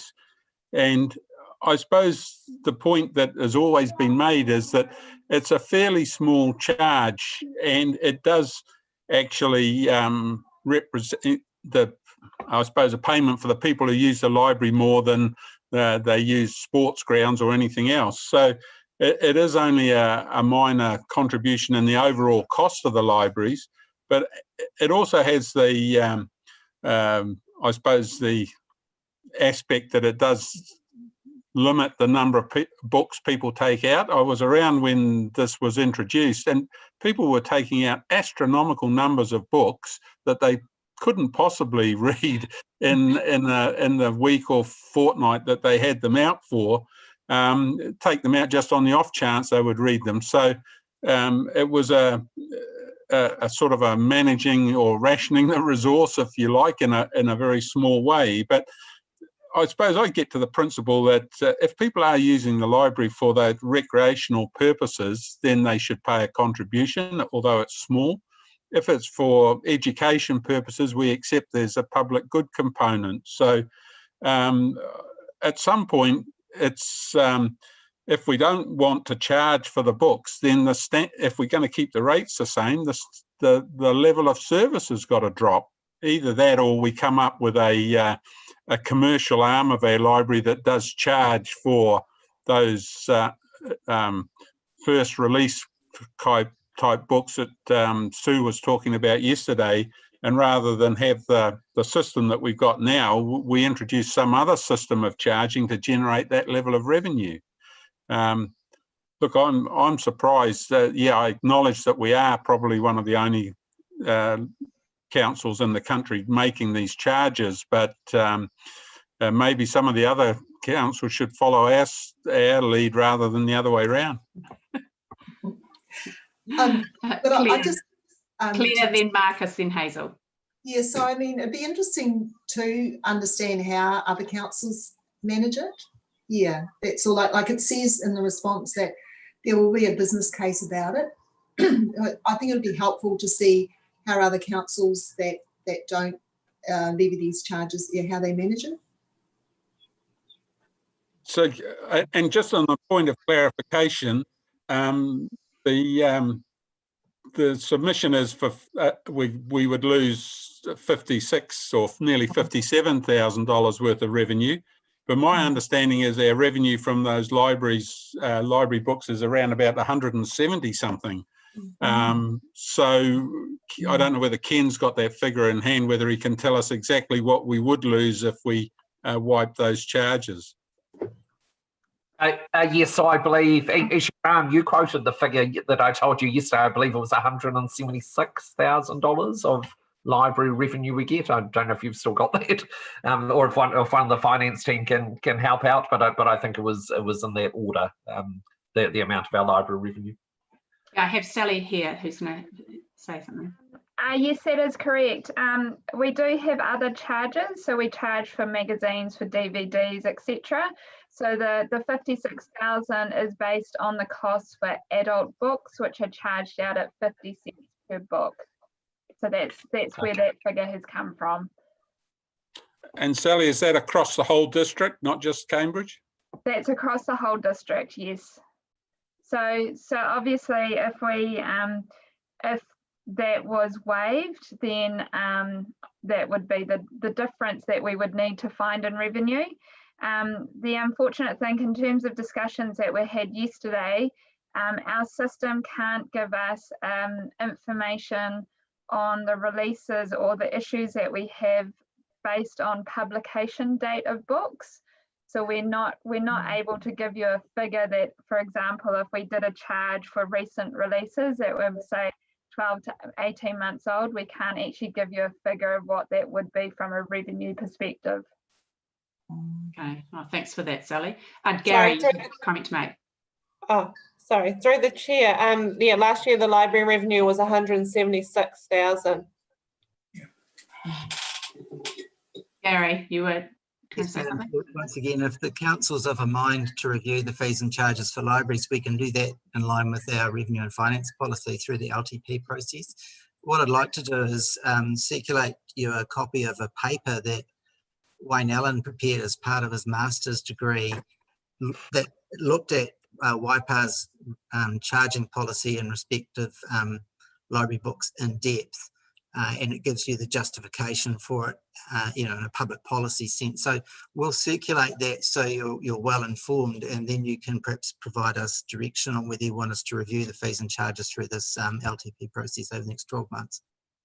That'd be great. Thanks, Gary. Seems a sensible way forward. Marcus, did you have a comment to make or a question? Yeah, I think that's great, Gary, if we could do that then.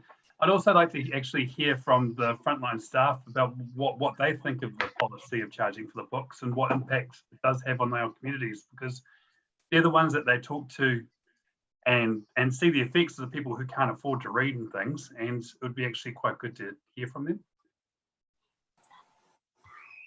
Yeah, Mike. Yeah, just to back up what Gary and Marcus have just said too. So would that then mean the recommendation we could change that we are going to look at this and review this? I think that would be fair and reasonable. And also again about that continuous improvement, as Marcus has picked up, those frontline staff may have other ideas because they're part of networks too about how we can increase revenue in other areas. And also moving forward, if we look at this over a 5 or 10 year strategy, that library may not always be in its current size, etc., etc. There may be other things that these staff have in the pipeline that could generate revenue. Because the other thing we were told at the community board a few years ago is it costs $7 or something to take out a book, and we recoup 50 cents. It seems 56 grand is 0.1% of a rate. And if you throw a lens over this, surely we can create some more revenue somewhere within that library organisation. Hazel, did you have a question or a comment? Well, not really a question, but I sometimes wonder where these statements come from, because we avid book readers, our libraries are wonderful places. They get in the latest books as quick as you can. You've only got to ask them if the book isn't there, and they'll have it for you within a couple of days. And I think the service there, what we get for our 50 cents or whatever, is minimal, and certainly we can't afford to go and buy the books. Probably the best avenue for any of the book lovers, and that's many of your senior citizens who'd much rather read a book than watch some of the nonsense on TV. And so, look, I've been in contact with many of our senior citizens over this, and they think they love it. And when you go into the library, there's lines of people with more than 1 or 2 books, but you're quite right that it tends to get us, we read it and get it back to the library. I think it's an amazing service for which I don't mind paying, because it's something that I enjoy very much, and it's my relaxation time. So I'm in favour of just leaving things as they are, because I know that there's a huge sector of our community, and I haven't met anybody yet. I know a woman with 7 kids who goes there every fortnight to get the books because she believes in that, and she doesn't mind paying for it. That's part of their management of their funds. And so I'm kind of, I don't want to make a big issue out of this, because I think maybe if the 1 or 2 that complain about it are heard, but those of us who enjoy it don't, then I think we've got to stick with the revenue that we get from it, that we can actually get better books, it allows libraries to run better. So yeah, that's just my opinion. Thank you, Hazel. Graham, did you have something? Yeah, I just wanted to back up Hazel, and it was topic of interest. And as I said yesterday, there was letters to the editor in the papers saying that it was good value. So there wasn't a plethora of people coming out of left field saying, yeah, get rid of this fee. The other thing we needed to note was that, and Sue talked about this, they have they don't charge at all, the other libraries in New Zealand. They have set fees for new editions, which they might charge $2 or $3. So it's not free, if you know what I mean. It's just a different form of charging. Yeah, and we don't have to go and buy our own books. That's the big thing. Okay. Yeah. Good. So I think we should leave the recommendation as it is, to be honest. Are you happy with the recommendation as it is, or did we want to make some amendment making reference to the issues raised by Gary in terms of that policy review during the LTP process? Well, I wouldn't mind reading the policy review, but I say leave it as it is. Okay. You agree? Have I got any complete? No, I mean, I'm really in favour of what Mike and Marcus said about getting some feedback, like doing a review, getting feedback from the frontline staff and other councils about how they manage it, and whether or not there might be a much better approach where we will achieve the outcomes we want and improve the access for our community. So I don't want to leave things as it is. You don't? I mean, the recommendation, how would you prefer it be worded then, Claire? Have you any suggestions? Well, I thought Hazel was saying not to go for the business case, but just to leave it at the status quo, that it was good value as it stood. Yeah. As I'm in favour of the business case and extending it to include feedback from frontline library staff and other councils to understand their funding models and other approaches to gain revenue while improving access. Okay, well, do we need to ultimate that recommendation to record that and just at all? I wouldn't think that we need to. I mean, it says in terms of the staff comments, a business case to develop a strategic plan for Waipa District Council's library services has been included for consideration in the 2131 LTP process.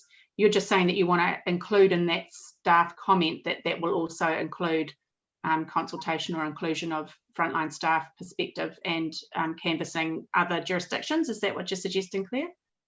Well, yes, but your question was, were we happy with what Hazel was suggesting with not doing that? Oh, and I'm quite happy to have that added on to it. Let do it as well. But I also wanted to say that we're happy with things as they are, but I have no objection to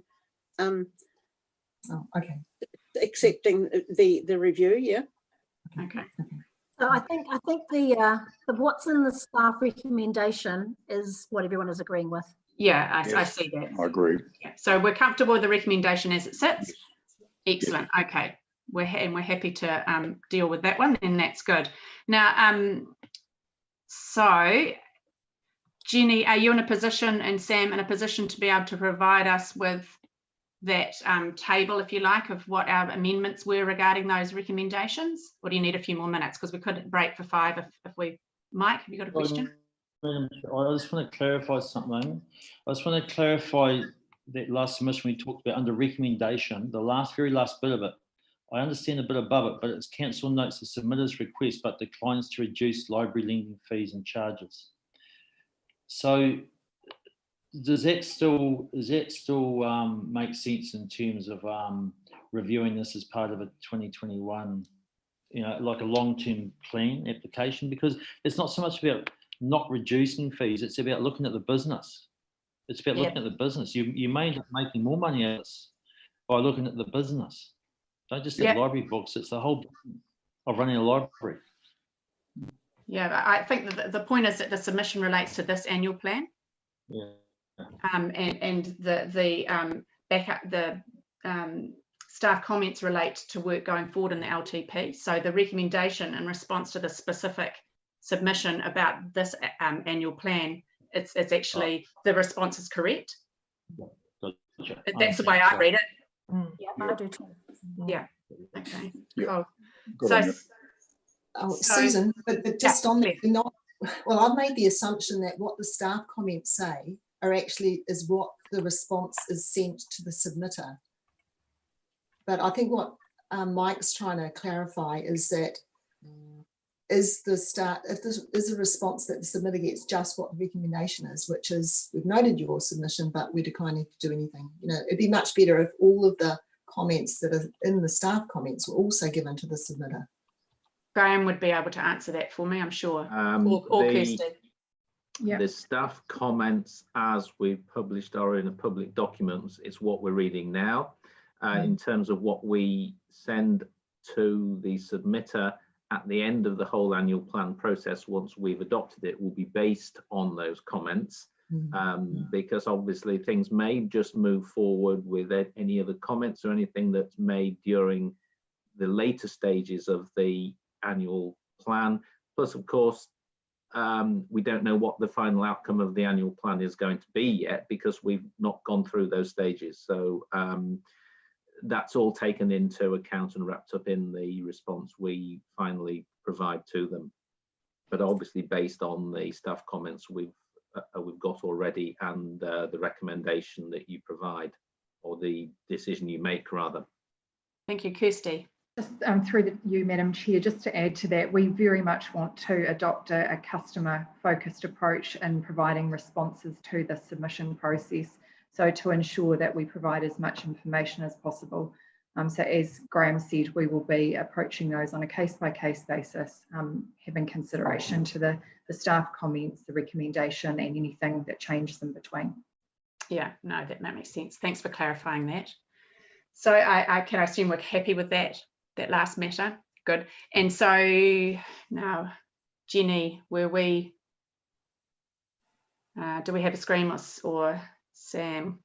Yeah, I'm happy to screen share what we've got for now, if you like. Okay. Yes, please. That'd be helpful.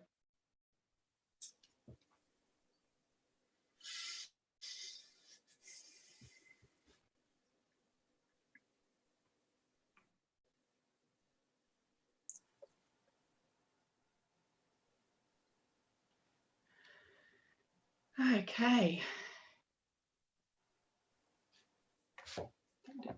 Defer 2000 okay, so there we have the first three submissions at no change as per our discussions. 10.9 we were deferring, that's relating to developers' contributions. 11.1, that was the Cogswell submission. So submission point noted, opportunities for efficiencies are considered as they arise, and we will work with the applicants on a case-by-case basis. I think that's a good improvement. 11.2 relates to the hourly rates. So the response we've put there is every 3 years we review our revenue and financial policies, including our overhead models, as part of the LTP process, and our fees and charges will be reviewed as part of the development of the 21-31 LTP over the next 12 months. I think that's a much better response. Thank you. And then clauses, points 11.3 and 0.4 remain unchanged, 18.1 to 20.3 unchanged. And then that's us. Yeah, that's all of that. So we're all comfortable with those changes? Yep. Excellent. Great. Now, should we quickly whiz through the unassigned ones just because they're the last page on this particular document on page 48 to square them away, and then I don't know whether people would like to have a quick break or not. Been at it for a while. But through the chair, these are just 2 points that didn't quite seem to fit into anywhere else, as you'll understand looking at them. Yeah.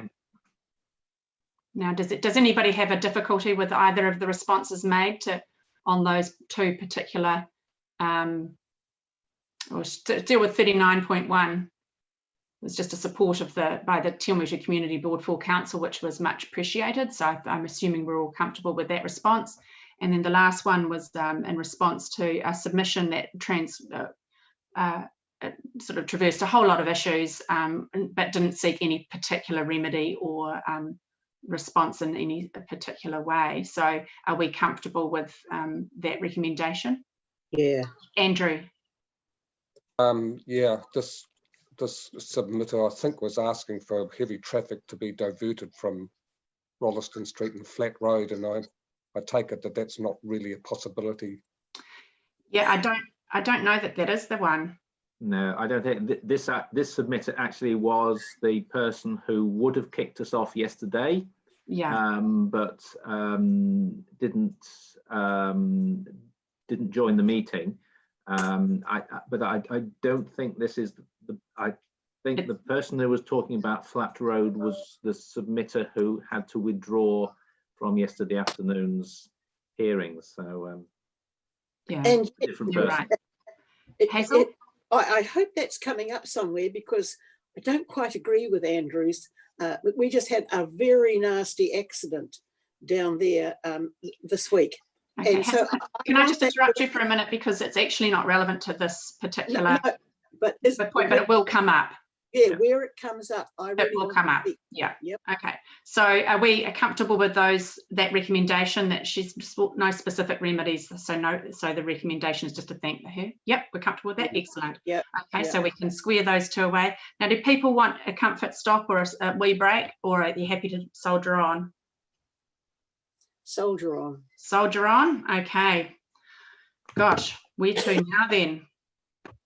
So we've dealt with obviously fees and charges and unassigned matters. I think it's probably appropriate to shoot back up again to either the 3 big ones, the financial issues, so that we can square them away or defer them. If we're comfortable with that, we could take the bull by the horns and start with rates, if we like, right at the beginning of the document. Are we okay? I think on these, Chair, we'll make a lot of progress quite quickly because some of them are very similar. Absolutely, yeah. Okay, so 3.1, obviously, we're on page 3 of Appendix 3, for those who aren't sure where we were. We're at the Federated Farmers submission around rates.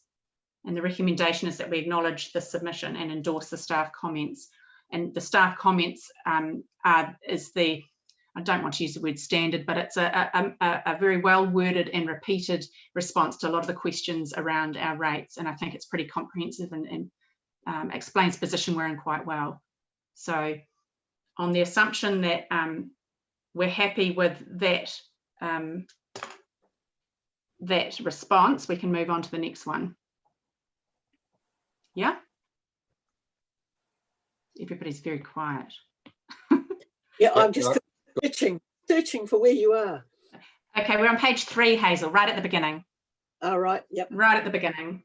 Yeah, so we're doing them by topic, and rates is the topic we're on now. Yep, got it. Okay, so we've just dealt with that Federated Farmers submission. Yep. And then the next one is the Property Council of New Zealand.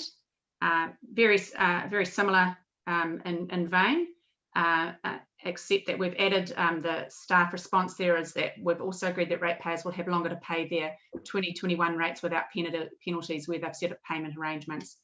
Those were the arrangements we set in place a few months ago, and we'll clear out so long as they'll clear those rates. So it gives them those prolonged timeframes. So just that additional staff comment to the standard well-worded response. And so there's our recommendation. Are we comfortable with that? Yep. Yep, good. The next one 6.1. Reduction in all rates apart from the usual rate holiday. Are you going to help us with the rates holiday? We're pensioners and we're really struggling. Would anybody like to make some comments in respect of this submitter's submission?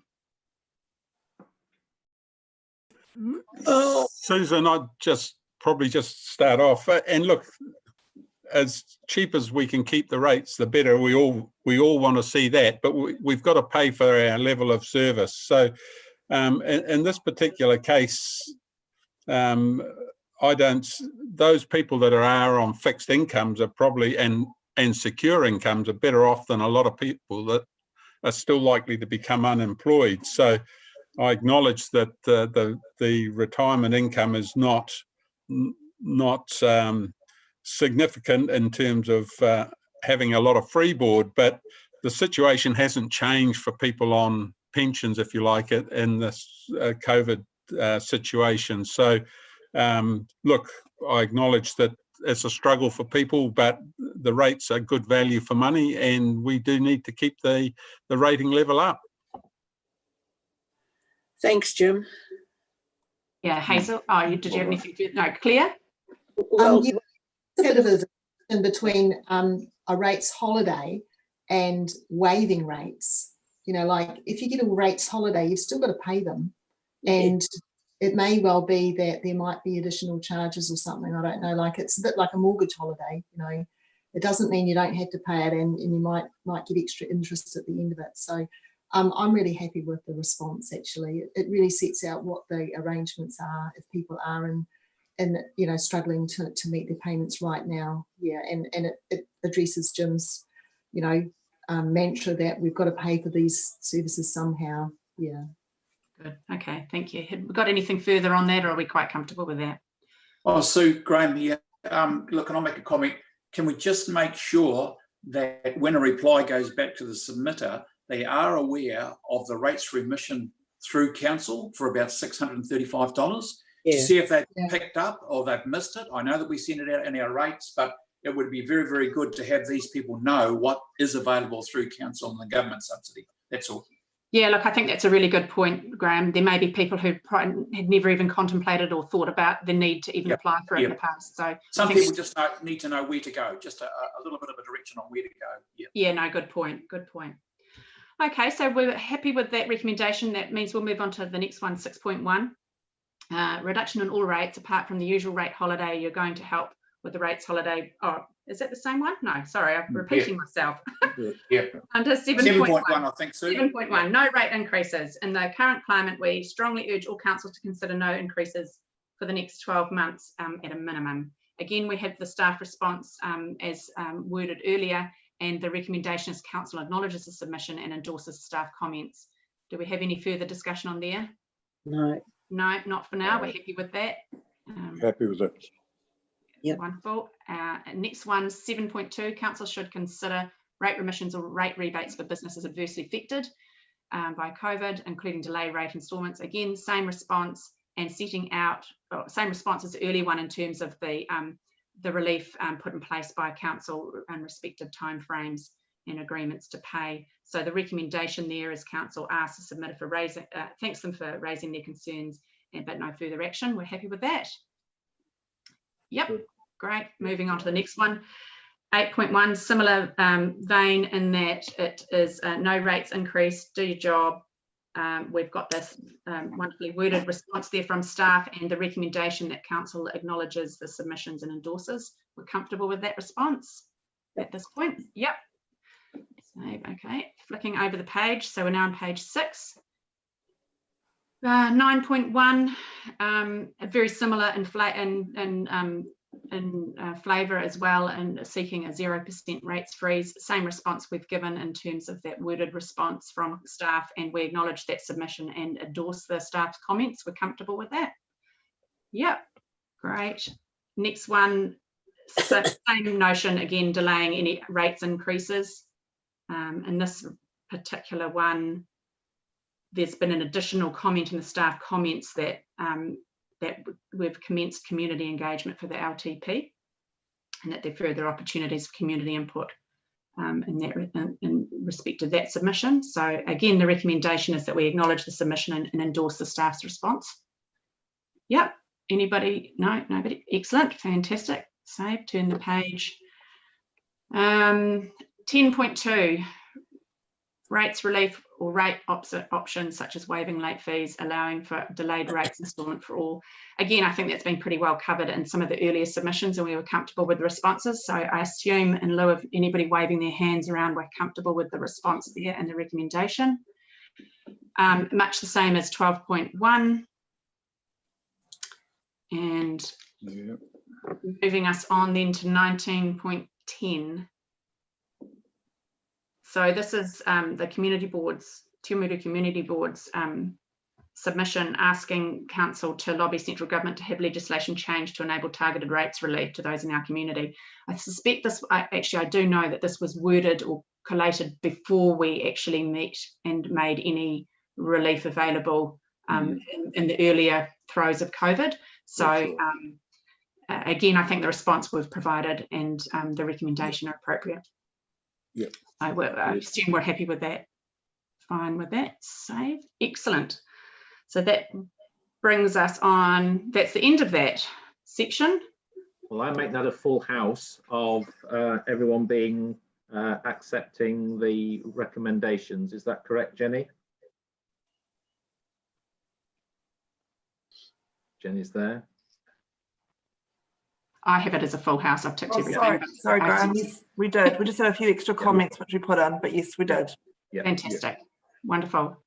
Okay, well, it's now 11:15. I wondered if people were happy just soldering on. Yeah, okay. Right, we'll move chronologically on then to budgets.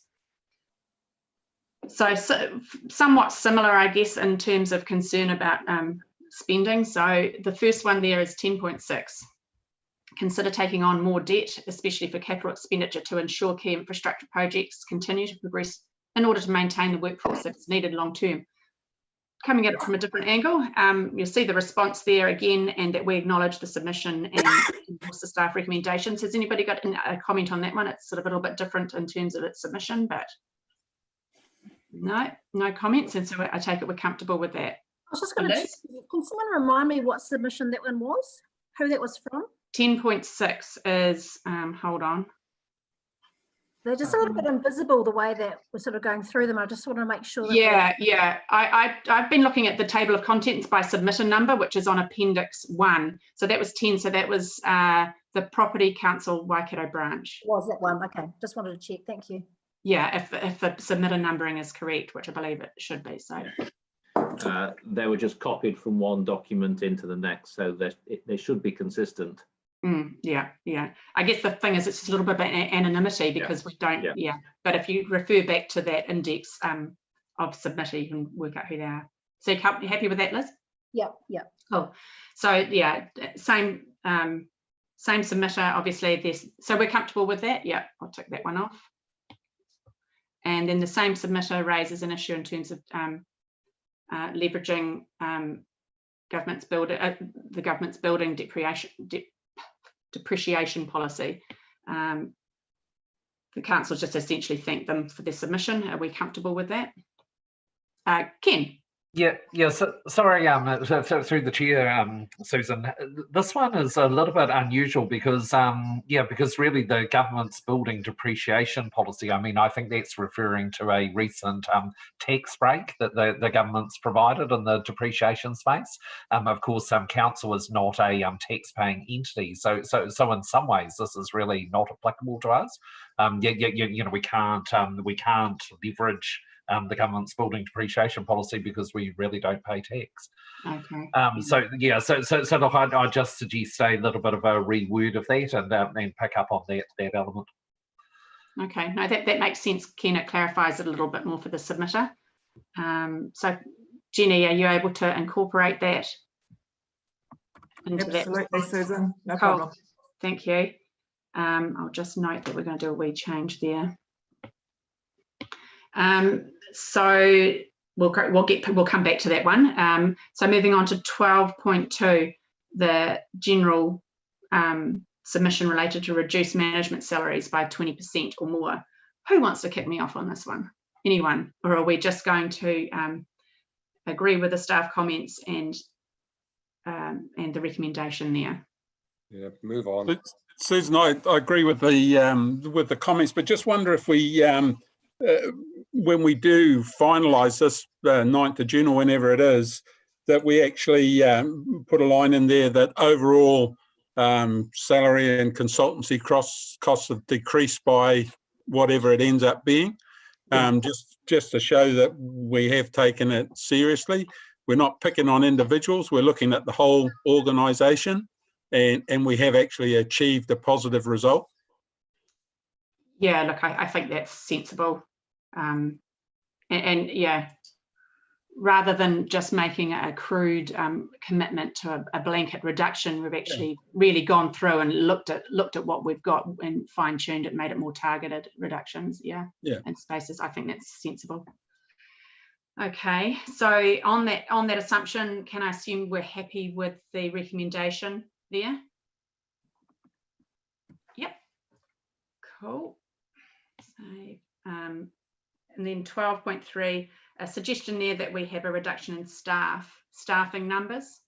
And then obviously the response there, which you're all able to read, and that the recommendation be that we proceed with the determination of the revised annual plan, including priorities and budgets.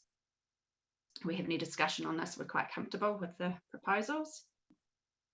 Great. The next one, 12.4, an interesting view, if you like, of the cost of the additional counsellor in Cambridge. There's obviously a staff comment there breaking down some of the costings there, and the recommendation that we acknowledge the submission and provide the information requested above. Are we comfortable with that? Yep. Fantastic. The next one then is 12.5. This is on page 10. Council should at least defer any non-essential expenditure like museums and so on and so forth. There's quite a well-worded, I thought, response there by staff about that balance, and I thought it was actually really nicely put. So I'm comfortable with the way that that reads, but open to discussion on it. Nobody there? It is a full explanation, which is good. Yeah, I think it's good. So, Susan, could I just duck back to the previous one in terms of the, again, it's similar to the comment I made previously in terms of the additional, the training costs, because that's one of the budgets we're looking at, and I don't know what that's been reduced down to, but from a councillor perspective, that was one of the possibilities of saving some money. So I think if we can quantify it, I'm not sure where we got to with that.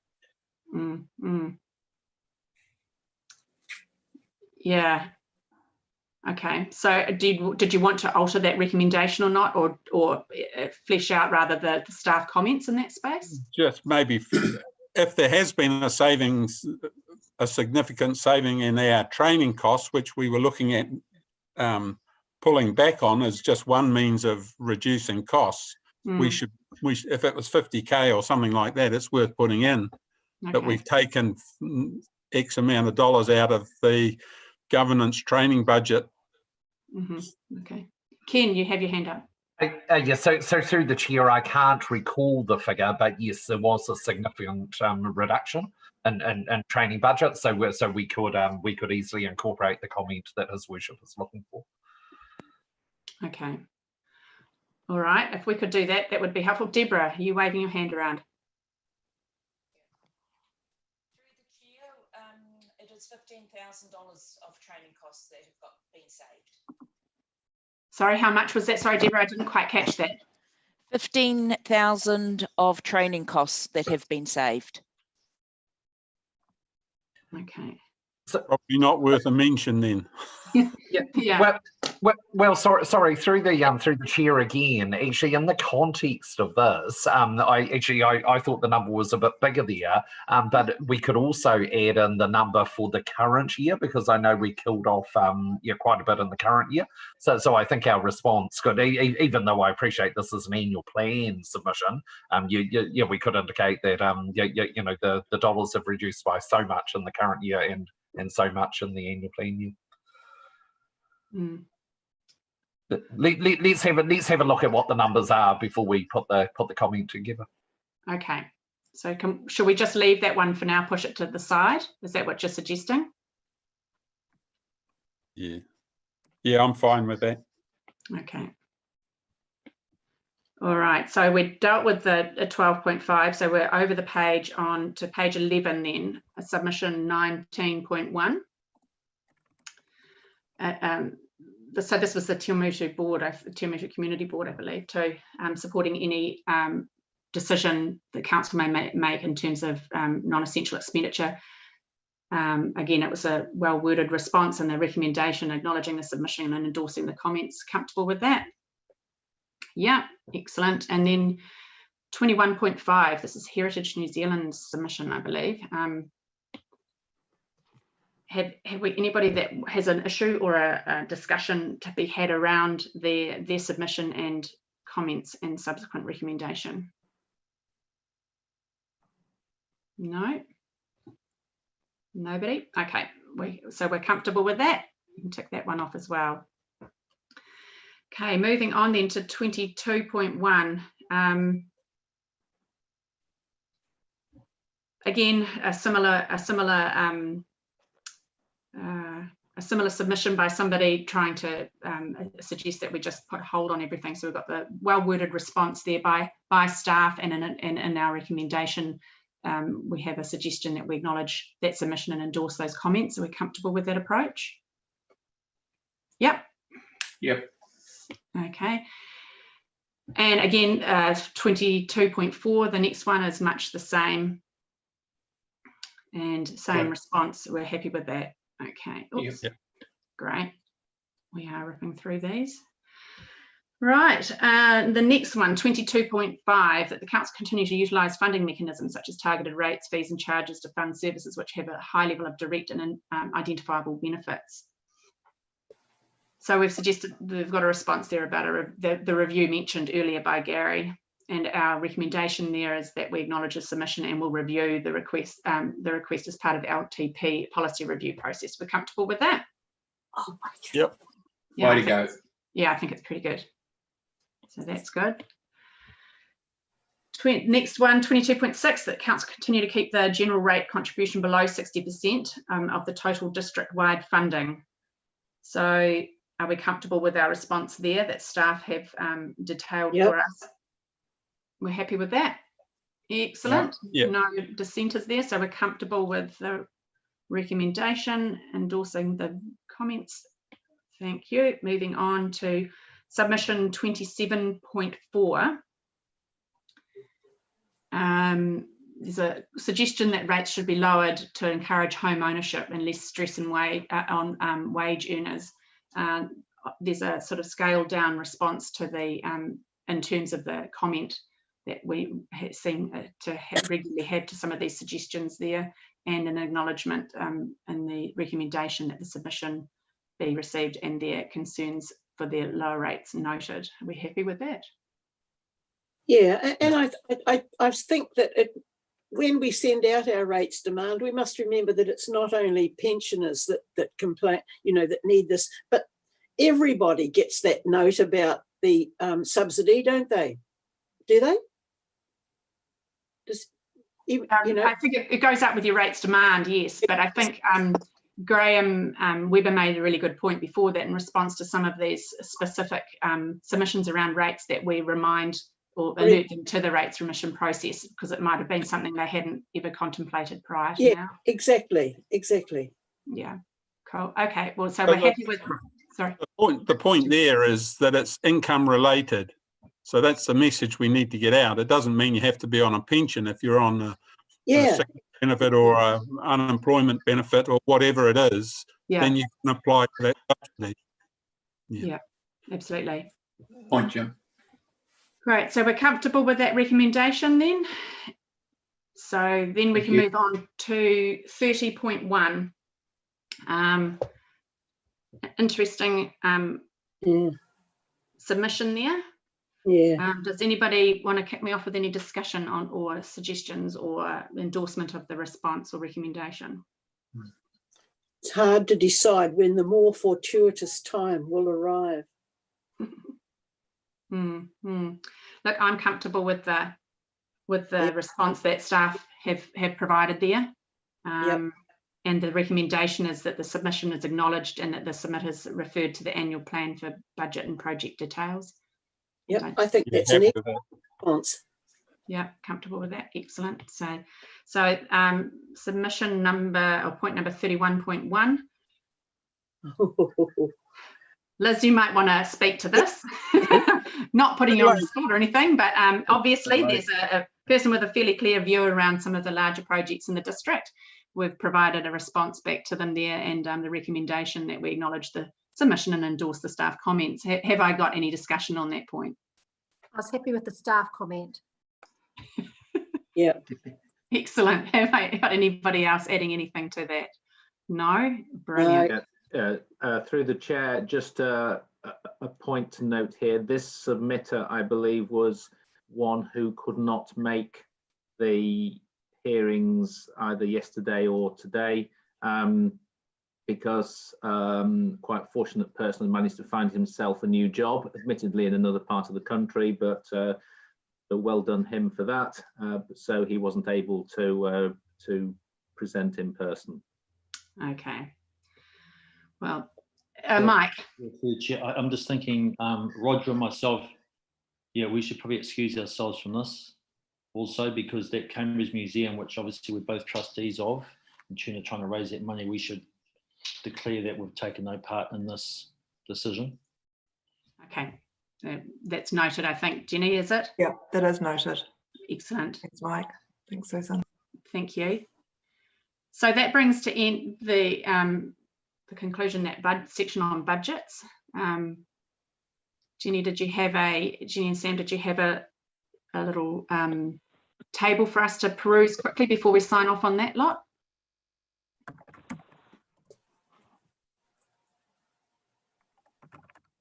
We'll just see if we can get it shared on the screen, Susan. Just having a few technical issues. That's awesome. Just a moment. No drama. I don't know whether we're going to have a break at this point and I'll carry on, or well, I'll be led by the committee. I'm nonplussed on either option, whether we soldier on or whether we take a break. Kia ora, Sue, this is Poto. I just want to add a comment about the last 31.1 submission point, and it's just around just a response maybe about the Brian Perry charitable contribution of 300k, and maybe just a reflection that it brings in over that whole week, it will bring a whole lot of money into the community. So, and other things like that too. Okay. Thanks. So, Poto, did you want us to potentially look at changing anything or making addition to that staff comment, or are you just flagging it for us to be aware of? No, I don't think there's any harm in adding that little bit of comment in the bottom. That's what we provide to Brian Perry Charitable Trust. Brings in a lot of revenue over that whole week. So, okay. And that fully justifies what we outlay on that event. Okay. Thank you. Thanks, Poto. Are we comfortable with making an amendment, perhaps, or an addition rather, to that staff comment in that vein? Yeah, I see nodding a few nods of heads. So, sorry, Susan, is this 4.1? Sorry, no, it was 31.1. The last matter we dealt with. Oh, okay, right. Sorry. So Poto, I can't see Poto, so she's relying on trying to get my attention other ways. So we whisked off it before we should have.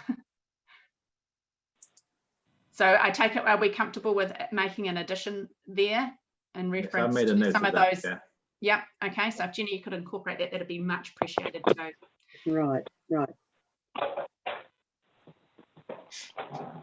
Now, did we want to break just for 5 minutes or something so Jenny can get that? Oh no, here we go. She's got her screen up. Look at you go. Okay. So in terms of the budgets, summarising it, 10.6, no change. I've got that. 10.7, there is a slight amendment to the comments, amend staff comment to reflect the fact that this is not applicable to council. Thank you. The next three were unchanged. 12.5. I think it was 12.4. I think was the. Oh no, 12.5. That's a deferral. Yeah, that's the deferring any non-essential expenditure like museums and pools. The council acknowledges the submission and endorse the staff comments. I've got a tick next to that one. Through you, Madam Chair, I also had that unchanged and just supporting the council staff recommendation. Yeah, okay, excellent. So the only thing was the 12.4, we just had a funny little, we were going to make a clarification on that training component.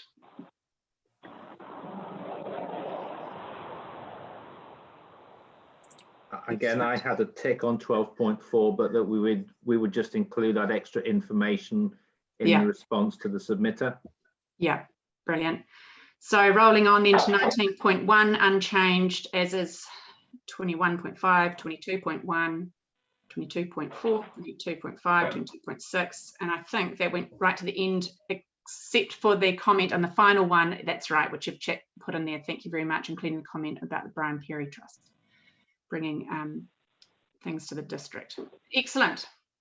I think that's something that reflects our discussions. With that. Now, it is now 11:30. Did we want to push on into the next category, or did we want to take an early lunch break? I'm entirely in your hands, people. I'll push on. Push on, okay. I mean, lunchtime's at 12, yeah. Yeah. Okay, well, chronologically, the next one's community funding. So let's rip into it. The first cab off the rank there is the St Andrew's Presbyterian Church in Te Awamutu. Obviously, Mr Miller submitted to us today in person, and I assume that this will be one that we'll defer the actual decision on until the 9th of June, but we nevertheless will have the discussion today. Would somebody like to kick me off? Susan.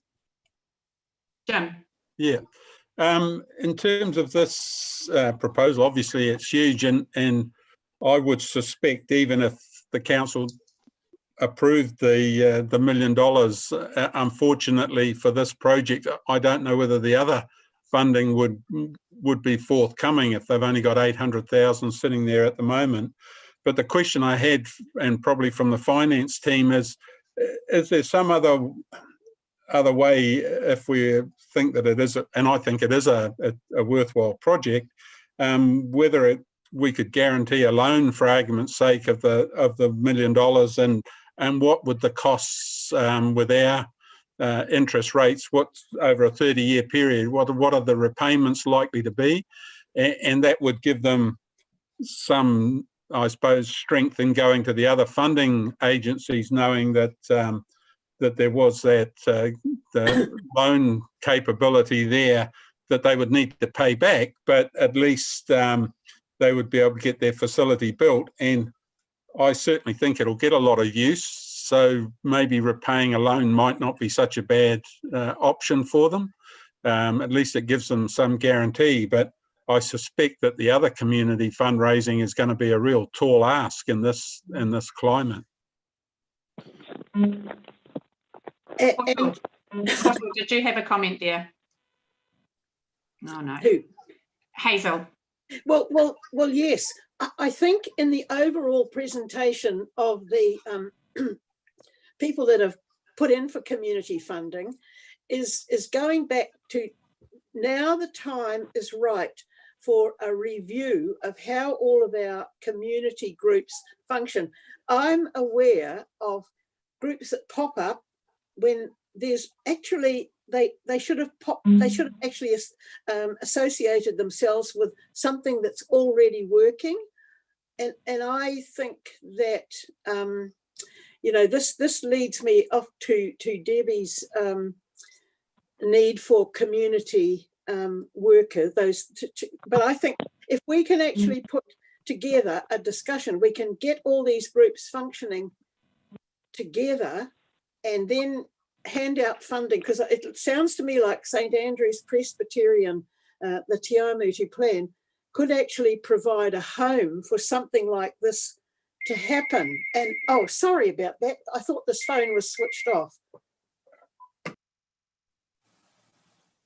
And, you know, I've been looking at this for quite some time about how we can actually have a connection and a concerted effort to bring our socio-economic problems within the community together so that we can present them in a sensible way and make headway. Because when you've got each little group doing its thing, it doesn't work. And I think I'm supporting this. I'm supporting, you know, I think there's got to be merit in this, but I like what Jim has said. Anyway, that's just my overall comment that's going to apply to all of this. Okay, thank you for your comments, Hazel. I think at first glance, this is obviously a request for $1 million towards their project, and that's probably where we should focus our discussions at this point. Yes. But your points are well made. There needs to be cooperation in that space to be effective, for sure. But do we have somebody else who has an opinion? Claire, or are you just Claire? Yeah. So, look, I think it's a really worthwhile project. I mean, I was worried about the request for $1 million grant at this time. You know, I think we've all got to be realistic. But on the other hand, yeah, the proposal makes a lot of sense. And I think if there was a way to support it, then, yeah, I'd be in favour of it. I mean, obviously, I am really focused on keeping rates rises, within a certain scope. It really does depend on the final look of the annual plan.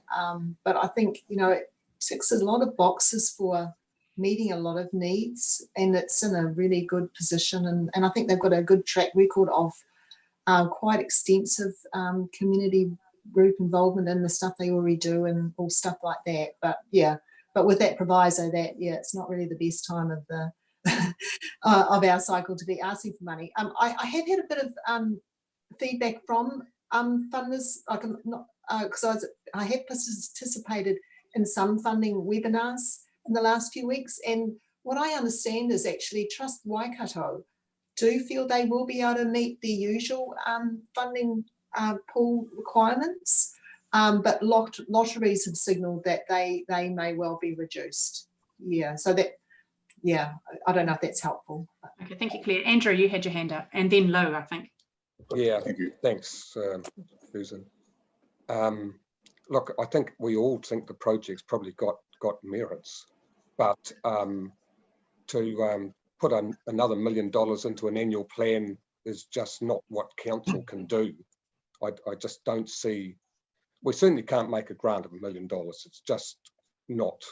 I mean, that's the kind of sum that has to go into a long-term plan and be considered in that way. If there is some way of constructing a loan, possibly we could look at it, but really, I can't support this just as it stands. Quickly, Lou, and then Ken. All right, I won't take very long. Thank you for you, Chair, Madam Chair.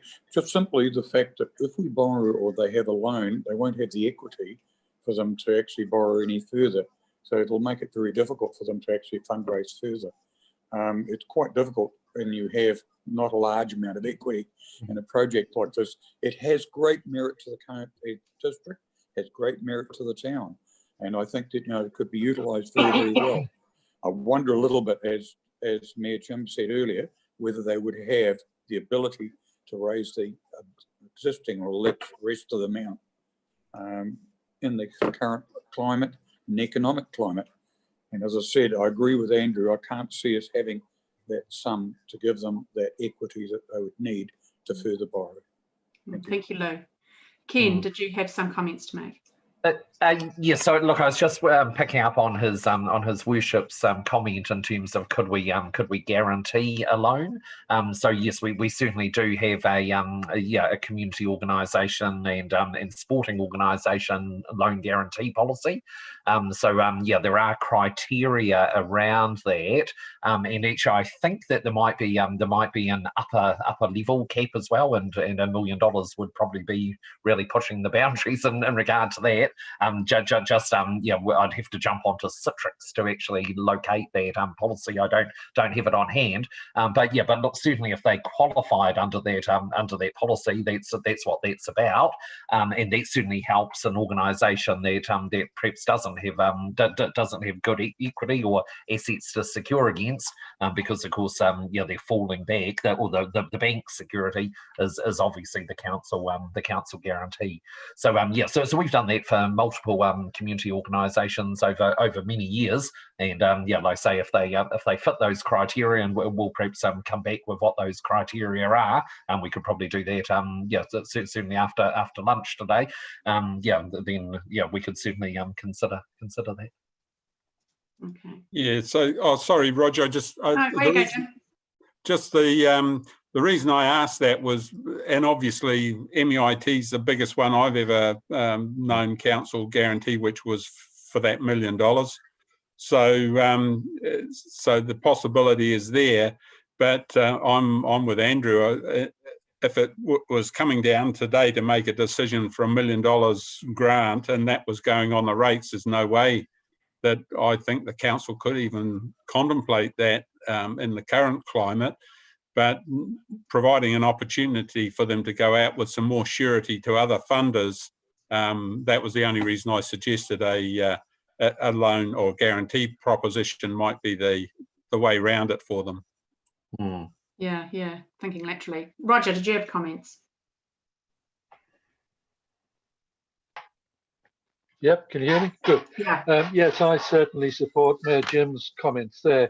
I think it sounds like a tremendous project for TA, but similarly, I don't think we could consider $1 million grant on rates. But if there was a way in which we could guarantee the loan and enable them to go on to the next stage, I mean, it would also be dependent upon other agencies coming in and supporting them. So even if we guaranteed the loan, there's no surety that in fact it would go on to that next stage. But I think it's something that would be worthwhile investigating, because obviously it would be a tremendous facility for the town. So yeah, against a grant, but certainly for looking at opportunities to support that organisation in a loan guarantee. Thank you. Liz. Yeah, thank you, Susan. So I know that they're asking for $1 million, but I'd be pretty confident they'd happily settle on something less. I'm just wondering if we really ought to consider a smaller grant at this point, and then encourage them to come back in subsequent years and work through the LTP. This is a very organised group. They've done a heck of a lot to date, and without some kind of council assistance, I think it would feel like we simply weren't supportive of it. So agree that a guaranteeing a loan would be a really good idea, but I still think we can probably assist them with some dollars, but to a far less degree than the $1 million that they're requesting. Yeah, it's really poor timing for them, isn't it? And not that they had any control over that, and it's certainly a project with huge merit. There's no two ways about it.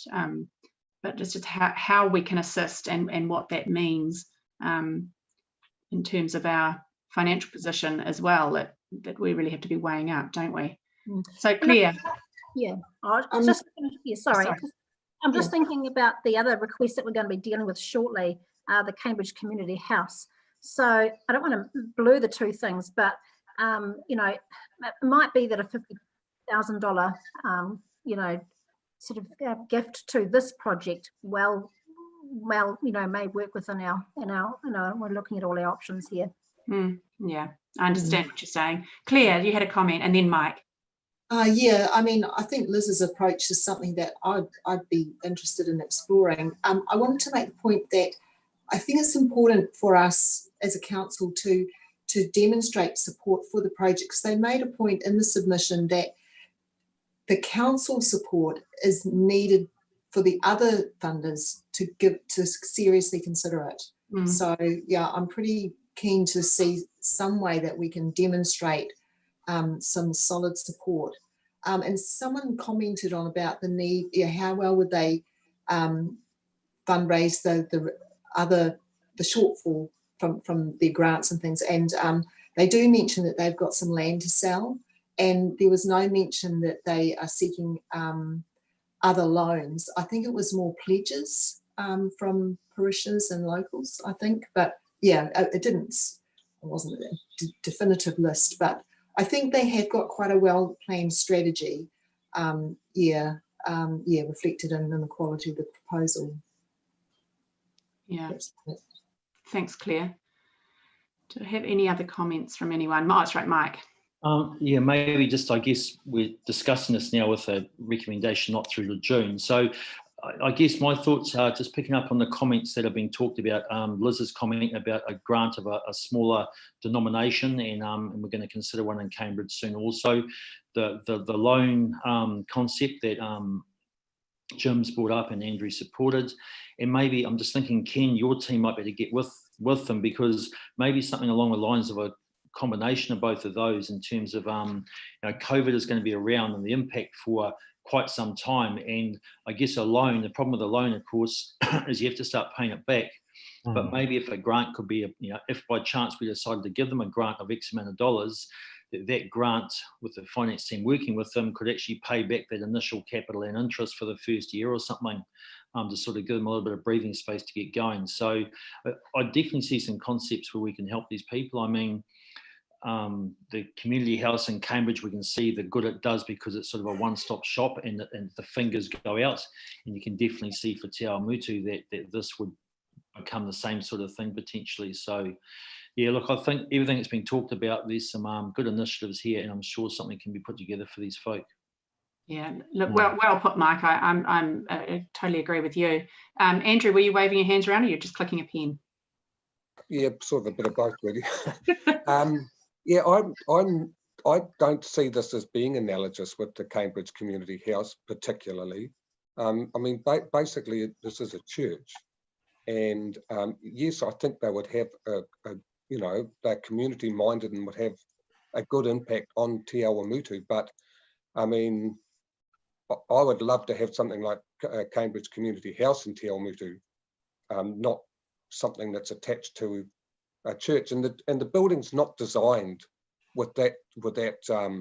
When I looked at the floor plan, at the building plan, there's a hub and there's a this and that and whatever, but it's not a dedicated space to administer to the community. Yeah, I applaud them, and I think they do good work, but yeah, I'd be happy to explore ways to help them, but I don't see it really as being part of council particularly. Hazel. Well, Andrew, I don't agree, because but they have invited me to go down and discuss with them, because we need a better community social services house than we've got at the moment, which is nothing. We've got our health and welfare group. We haven't got a place where we can actually progress. The fact that it's a church is a great place to be. That's got nothing, the fact that it's a church building's got nothing to do with what we need to do there. And I think that, so I plan to go and have a chat to them, because we've been longing for this for a long time. And the fact that, and Cambridge is up and running so magnificently, while we have been skating around looking for a home to be, and I think the church will embrace it, because it covers all the principles of Christianity. So, and we're not talking about Christianity here. We're talking about a commodity that we can use to join together all the services in Te Awamutu and make some kind of a difference, and that we're one voice, that we can actually get change to happen. I'm just going to answer to that, Hazel. That's not the concept that I had understood it was to be. It's a community. It's a community complex with the ability for performing arts in meeting rooms that might be able to be used by community groups, but it's not really a community social services hub. or have I got that wrong? No, you haven't. No, you haven't, because they hadn't even considered the option that I discussed with them. So, I like Jim's idea, liking everybody's idea that we actually help them get ahead. But I'm going to go and have a wee chat to them, and it might well be that's not going to be it. But I'd like to think that something, we could at long last be looking at something, some place where we can actually function. So Claire and then Jim. Yeah, in the detail of the proposal, they said they definitely are aiming to provide social services. They said they talked to what the need was with people active in the community and what was needed. And so they've specifically provided counselling rooms of a particular size and also a whānau room and things like that. And I think that's why they've got that hub next to the kitchen and things like that. So I think it's in their plan, definitely, Hazel. I'm hearing what people are saying, obviously. Yeah, I just think there was some way that we could assist them through a loan, or as Mike has said, helping them out with a small grant in the same way that Liz, yeah. I mean, I'd be open to that, always conscious of the overall rate rises that we're going to be imposing, that's all. It's clear. Jim. Oh, through you, Susan. Claire did cover off a point that I was going to make. There are dedicated counselling rooms in the plans that I saw anyway originally. So I suppose my idea of the loan was that if we have got a facility, and look, it's way grander than the Cambridge Community House, but people using that facility should be prepared to pay a rental for that space, whether it be dance lessons or counselling services. So there should be a business plan, because this is being built on private land. It's not going to be council owned, although it's church land. That they should be able to come up with a business plan that actually shows what revenue that they are planning to make on an annual basis from leasing out those spaces, and then the various counselling groups or the dance groups or weddings or whatever else is held there should be paying towards those costs, and that can go to paying down a loan. But I can't support just a grant on in the circumstances that we're in at the present time. But if there was a good business case, then I fully support it. Yeah, thanks for your comments, Jim. Mike. Yeah, just to, I guess not totally agree with what Jim's just said, but the concept of, I guess when you start up a new business, the problem is that, that first year, you often need some support. So I totally agree with the business plan that Jim's talking about. And that's where I think Ken could work with the team and bring us back some more information. Hazel work with them too, and whoever else, in terms of exactly what this complex can offer the community of Te Awamutu and its surrounds. And then that grant, we could consider a figure then that could cover off maybe the interest and the principal on any loan that we decided to give them, whatever the amount that would be. And then they could factor that in. It buys them a bit of time, as I think Claire stated. It doesn't state anywhere else that they're actually going to apply for loans or anything. No, sorry, I think it was Lou stated. So I think there's some possibilities here without costing the ratepayer much money at all. And I totally pick up on that. Yeah. Ken. So through the chair and in response to Mike, look, certainly our community loan guarantee policy requires the outside entity, the community organisation, in this case the church, to demonstrate that they're able to service the borrowings that they require. And clearly, I mean, as Mike did say, this would be quite a different scenario for the church. They've asked for $1 million grant. Obviously, if that comes at no cost to them. If it's a loan, it does come at considerable servicing costs. So so look, they would have to convince us of their ability to service. And I guess what that would look like is we'd be happy to have some conversations with them. Look at their cash flows. We'd have to do that anyway. We could certainly do that. I just don't know what other sources of income obviously they've got in terms of their ability to service a loan. Roger, then Graham. Yeah, thank you. Through you, Madam Chair. Ken, any idea what the cost of the interest on a $1 million loan would be approximately to the organisation, to them? Yeah, so look, actually, I'm not sure if Deborah, I think you are still there. I know Deborah did sort of indicate that well, actually, just translating your figures, because I have no idea what sort of interest rate a bank would require. Interest rates are obviously quite low at the moment. You know, maybe if it was 4.5%, I don't know if that's backed up by a council guarantee. You know, I just looking at your figures here, Deborah, that could be something like $150,000 a year to service $1 million at 4.5%. But I'm not sure if you've got any further comment there, because this is on the basis that they'd be paying an interest rate offered by the bank. Give me one moment, please. Be somewhere around 62,000 for interest and repayments. Oh, it's 62,000. Yep. For 1 million at something like 4.5%. Yes. Okay. For interest and repayment. Okay. On a 30-year loan. Right. Okay. But yeah, but look, there's some really crude assumptions here, because like I say, I have no idea you know, what interest rate a bank would charge, or if they'd be prepared to have that borrowing over 30 years. You know, this would require the church talking to their bank and determining that. Susan, thank you. I just wondered, all the talk, we've got a fortnight before we get to the 9th of June. Is it possible to go back to them and see if they've got a business case with some actual figures, what their thinking is, see what they can service or can't service?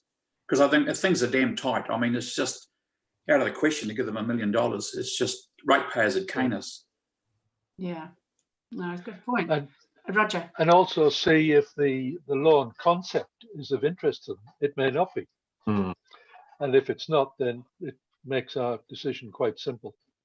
Okay, are we comfortable with that course of action? Can we undertake that course of action, Kirsty? Could we? Madam Chair, just you're aware of the amount of work that's been done to collate the financials to be able to prepare a revised draft annual plan to present to SPMP on the 9th of June. So we actually are working to have that document and report completed by the end of this week. So we are requiring some guidance from you, and it may be that, yeah, as we said, that if there is a level of discomfort, or you're not in a position to make a decision within the context of this meeting, that we look at what further information we can make available to elected members to ensure that you are able to provide staff with some guidance and direction. It may be that we take a break and have a touch point with you outside of this forum. Yeah. Okay, I think, are we happy with that? I think that's probably sensible. I think there's obviously, I think we have to help them some way, but how that looks and what that means is quite a different, is how, you know, how we're going to land on a solution that is palatable. So I think that would be helpful. I understand that Sam can create a breakout room, which sounds terribly exciting. And and so do you propose that we adjourn for a short time and I catch up with you, Kirsty, and the staff? Or what does that look like? Everybody needs a break. Right. Yes, Susan, I suppose just on Kirsty's comments, and I can understand their concern that we're going to change the numbers and have a whole lot of recalculations and things that are being planned. But at the moment, we're talking about, well, I was anyway, in terms of the loan, that wasn't costing us anything, and we weren't going to have to vary our 10-year, our annual plan, I should say. If we give a grant, then obviously that will change the numbers. But so, Kirsty, it was a question to you really, is your request that if we are contemplating a grant of any size, that we should indicate how big that is now so that you can look at the numbers? Esther, you have to unmute. Apologies, through you, Madam Chair. Yes, Mayor Jim, we would be needing some guide or seeking some guidance from elected members as to a quantum and also a potential funding source, whether you were looking at having council staff utilise, for example, an arbitrage fund or rates funding. We would be seeking some guidance from you in that respect.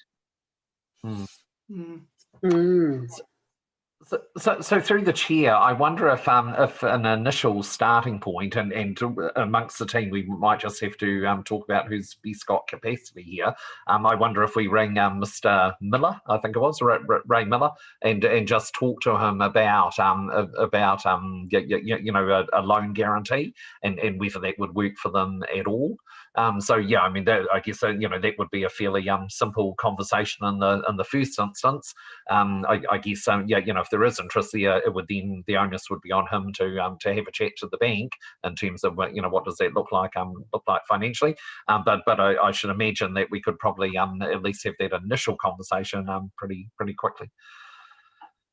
Yeah, and through you, Madam Chair, just quickly, Ken, and my recollection is that our policy on guarantees is only for 10 years as well. Yes, I believe you are correct there. So I think it has an upper limit in terms of quantum, and yes, you are correct. It did have a limit of 10 years.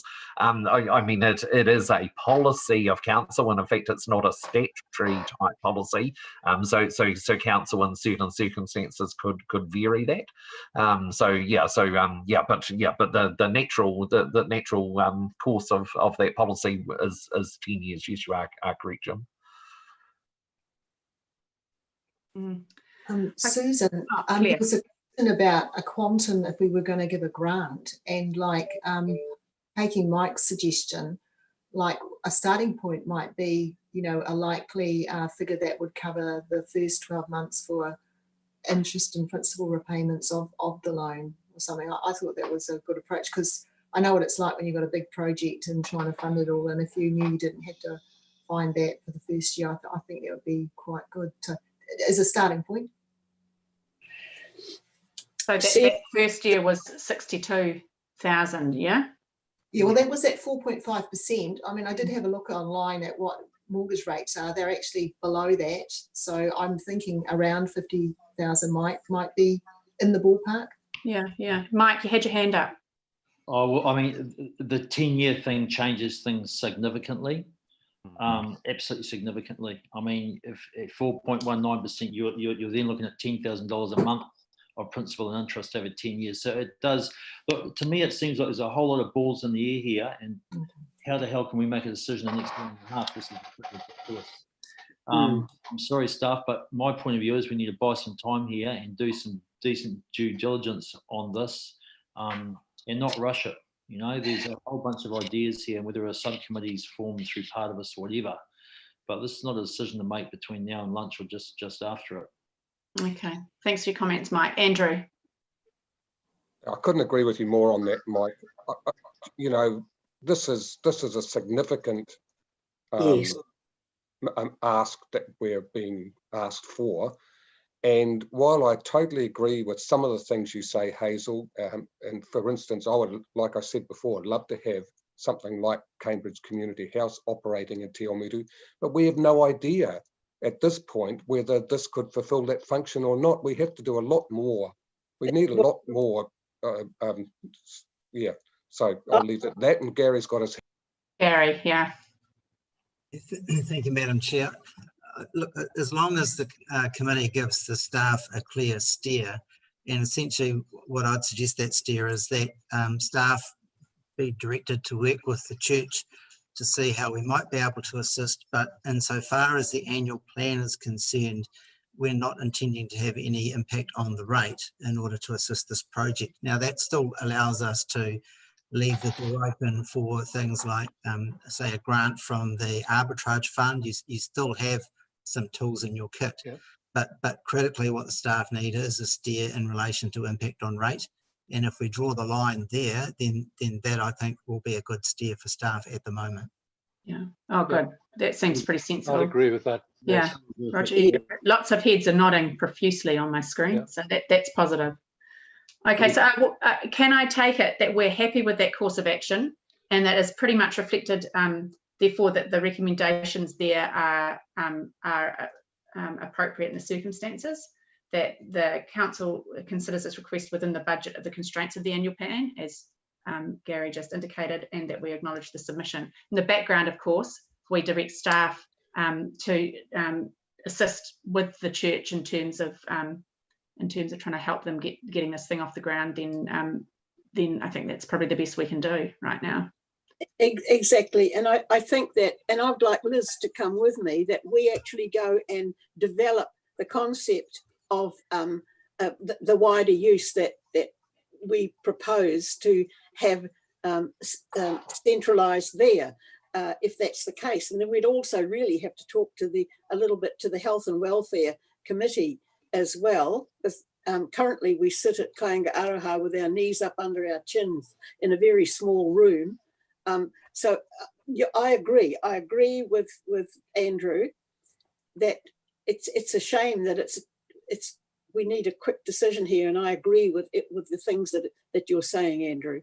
But I'm going to go for that, and it won't be tomorrow, but it, you know, it'll take a little bit of time now to put that whole business plan together and allow them to see that the community is behind them. Thanks, Hazel. So we're happy with that one. Do we want to move on with the next community funding, or I see it's 12:10? Do we want to have a break for lunch and come back with renewed vigour for the remaining application under that community funding section, or do you want to address the Cambridge? You want to have a break? So this is Poto. Yeah, I just wanted to last comment about the a combined sort of social services based at the St Andrews proposed building. I think the beauty of the Cambridge community shared services or social services is that it is completely neutral, and it's run by a community service. It's not run by a church as such. The churches come together to support their kaupapa. From an iwi perspective, going to a church all the time, it does have some connotations on it. So there's just that one to bear in mind, Hazel, but perhaps you may include some of the Ngāi Tōpū Waipa members in that discussion as well to get their perspective on it. Yes, I had that in mind, Poto, because I think you can take the church connotation out of this, because it's not the church that we're going to be going into, it's the building attached to the church that we're going to. Okay, I think we've discussed that one fairly thoroughly. Thank you, Poto, for your comments. Thank you. And I think it's probably time we had a bit of a break. It's 12:10. How about we come back in half an hour? Are we happy with that, or do people want longer? Yep. No. Half an hour's fine. Half an hour's fine. Okay, so that takes us to 12:40. Fantastic. Yep. Okay. All right. So I think the plan is just to disconnect your videos, stop videos.